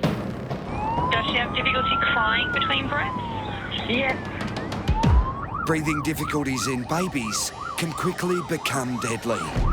Doddsy is on high alert. She's 10 weeks old. Kids are quite vulnerable, so it's a completely different ballgame. Response 99, I'm just arriving. Particularly being a dad and having kids myself, the anxiety levels get a little high as well. No one likes a sick child. Hello. You're shorter than Rissy, aren't you? Yeah, by like 2 or 3 inches. Okay, but that's not much. It's a quiet start to Nat and Leonard's shift. They're discussing the politics of women who are taller than their partners. It took me a while to kind of, I suppose, accept that fact. And for Riss, it was even harder to accept it. She could not wear high heels, ever. Yeah. One day she came home from work, she wore high heels, and I was on, like, level with her boobs. I bet you didn't complain, though. Oh, it wasn't a bad view, but I mean, That's like, right. you know... But the small talk is quickly put on hold as a call comes in from a woman in desperate need of their help. So, Nat, we're just being dispatched code 1 to a 40-year-old female both chest pain and a shorter breath. Okay. She's had a couple heart surgeries a few years ago. Patient stating she's having another surgery soon for palpitations. So there is a cardiac history. Yeah. The woman has atrial fibrillation, or AF, a condition causing a rapid, irregular heartbeat. When I'm told that a patient has a fast heart, the first thing that I think about is, well, how fast and potentially what rhythm, because there are some rhythms of the heart that can actually kill. Hello. Who's the patient? Your wife? Yeah, my wife. Your wife. What's your wife's name? Nari. Nari? Yeah. Nari. Yes. My name's Leonard. Where am I going? Thank you. Over here. Do you want to tell me what's happening tonight, Nari? I feel like my chest very sore. Sore? Yeah, and I got short breath. Do you have palpitations right now? It go up and down, up and down. Up and down. You know what I mean? When I have palpitation, I feel faint. Faint, but not pain. So tonight's pain, and that's the scary and different thing. So Nari has a history of AF. What this means is that it's not abnormal for Nari to experience palpitations, but tonight is the first time that she's ever had chest pain associated with these palpitations. That concerns me. What I would like to do is pop a few more sticky dots on your chest, if that's okay, and that will give me a better picture of what's happening. Leonard urgently runs an ECG test to see what's causing Nari's pain. Do you feel like you're going to faint at all? Yeah. Yeah, you've been a bit dizzy? The symptoms that Nari is describing to me are setting off alarm bells in my mind. Nice and still for the moment. Okay, keep still. I'm thinking, are you having chest pain because your heart's beating too quickly? Or are you having chest pain because tonight you're having a heart attack? Or potentially both?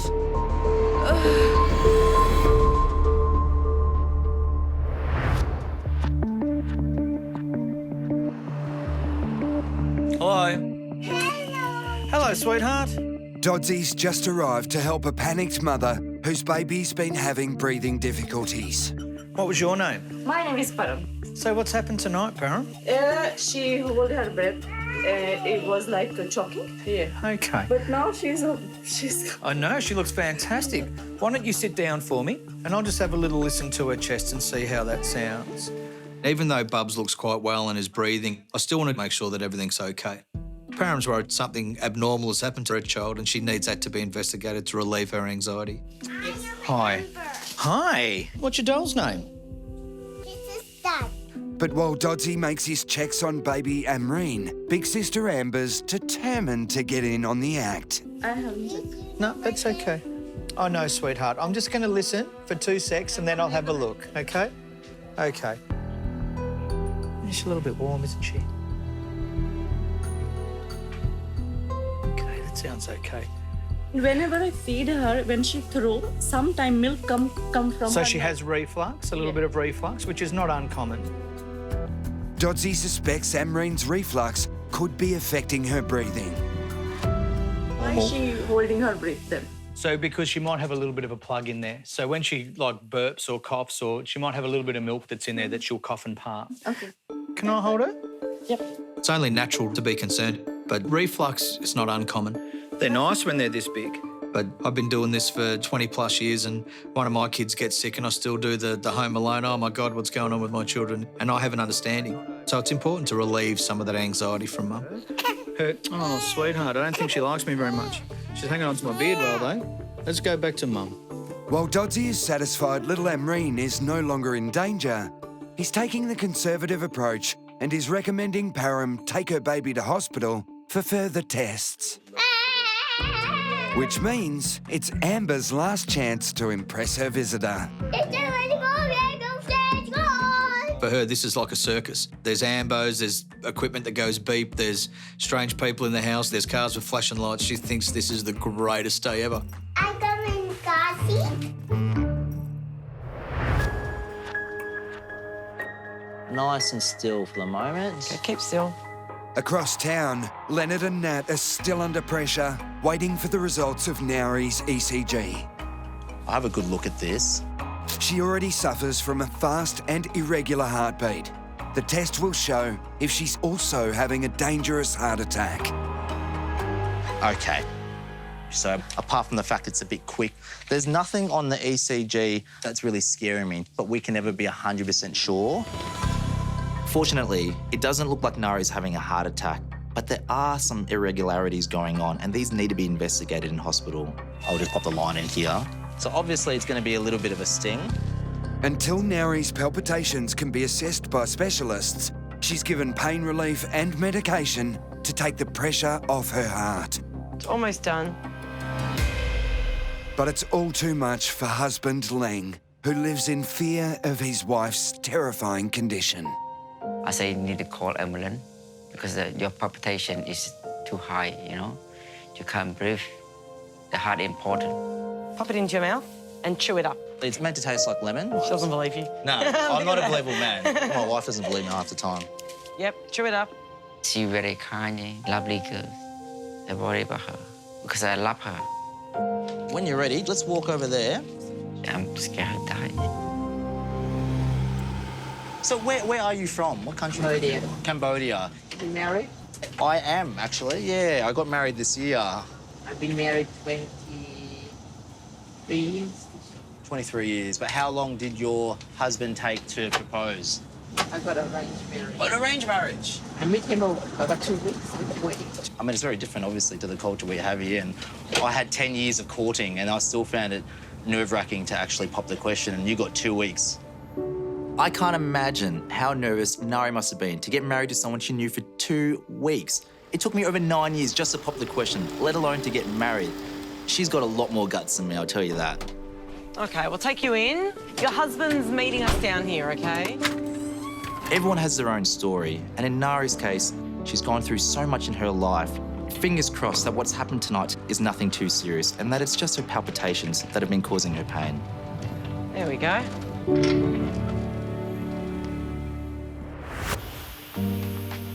Bruce, swing your legs around. Don't swing your pegs, old mate. It's now 6 weeks since community bus driver Bruce was rushed to hospital.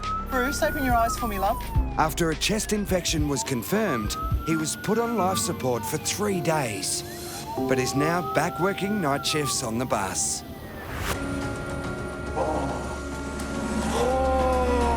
Ray's patient had everyone on high alert on the way to hospital. Doctors discovered he did have dangerous airway burns and had to place him in an induced coma and take over his breathing. So tonight's pain, and that's the scary and different thing. 40-year-old Nari was cleared of a heart attack, but needed urgent surgery for her palpitations. Press harder. Use your muscle, man. She's now safely back at home with her husband of 23 years, Leng. I can do it for you. Good boy. The doctor say that he's happy with the surgery. We're gonna let it heal. But I'm happy with my life. I'm happy with my parents that they choose a right man for me. If anything happened to my wife, I feel sad the whole life. Because I love her, you know. It's time for me to go. 72-year-old Ravi was terrified of dying. But after cardiac trouble was ruled out, he returned home to watch the cricket. Can you hold my hand for a minute? I can hold your hand. Ravi is still very grateful for the care he received. Oh, you trying to talk to Daddy? As for Leonard, he's getting even more in touch with his softer side, with the help of new arrival, 10-week-old Levi.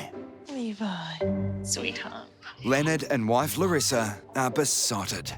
He's a bundle of joy. I love him to bits. See? I'm essentially moving from a clinical paramedic perspective to an emotional husband and dad. Let's change your nappy. That freaks me out because it's completely new to me. Hey, you're not going to weigh on Daddy, are you, when your nappy's off? Now I truly realise that life isn't just about me or us. You're a good boy. Mommy and Daddy love you lots. I would give up all my sleep, all my food, all my hobbies and downtime to make Levi happy. You know, because when he's happy, I'm happy, we're happy. Look at your little... Oh, there he goes. Baby Leo's start in life hasn't been quite as smooth as Levi's. Since recovering in hospital from a reaction to cow's milk, he's been diagnosed with an extreme allergy to both dairy and peanuts. Don't look at me like that. Oh, jeez. As for Eamon, You are clucky. he did give in to his paternal instincts We'll go down to the park. and got himself a baby that's just as cute as Leo. Come on, Walter. Good boy. So Walter is my golden retriever puppy, and he's 4 months old now. Come here. Hi. Hi. Oh, gosh. Walter is he's a ball of energy. He's a bit of a chick magnet, which is good. You're gonna be cute. Yeah. It's kind of crazy to think that in 4 short months you can just love a little ball of fluff so much. It's just, yeah, good dog. Love him. That's awesome. Come a kiss. Give me a kiss.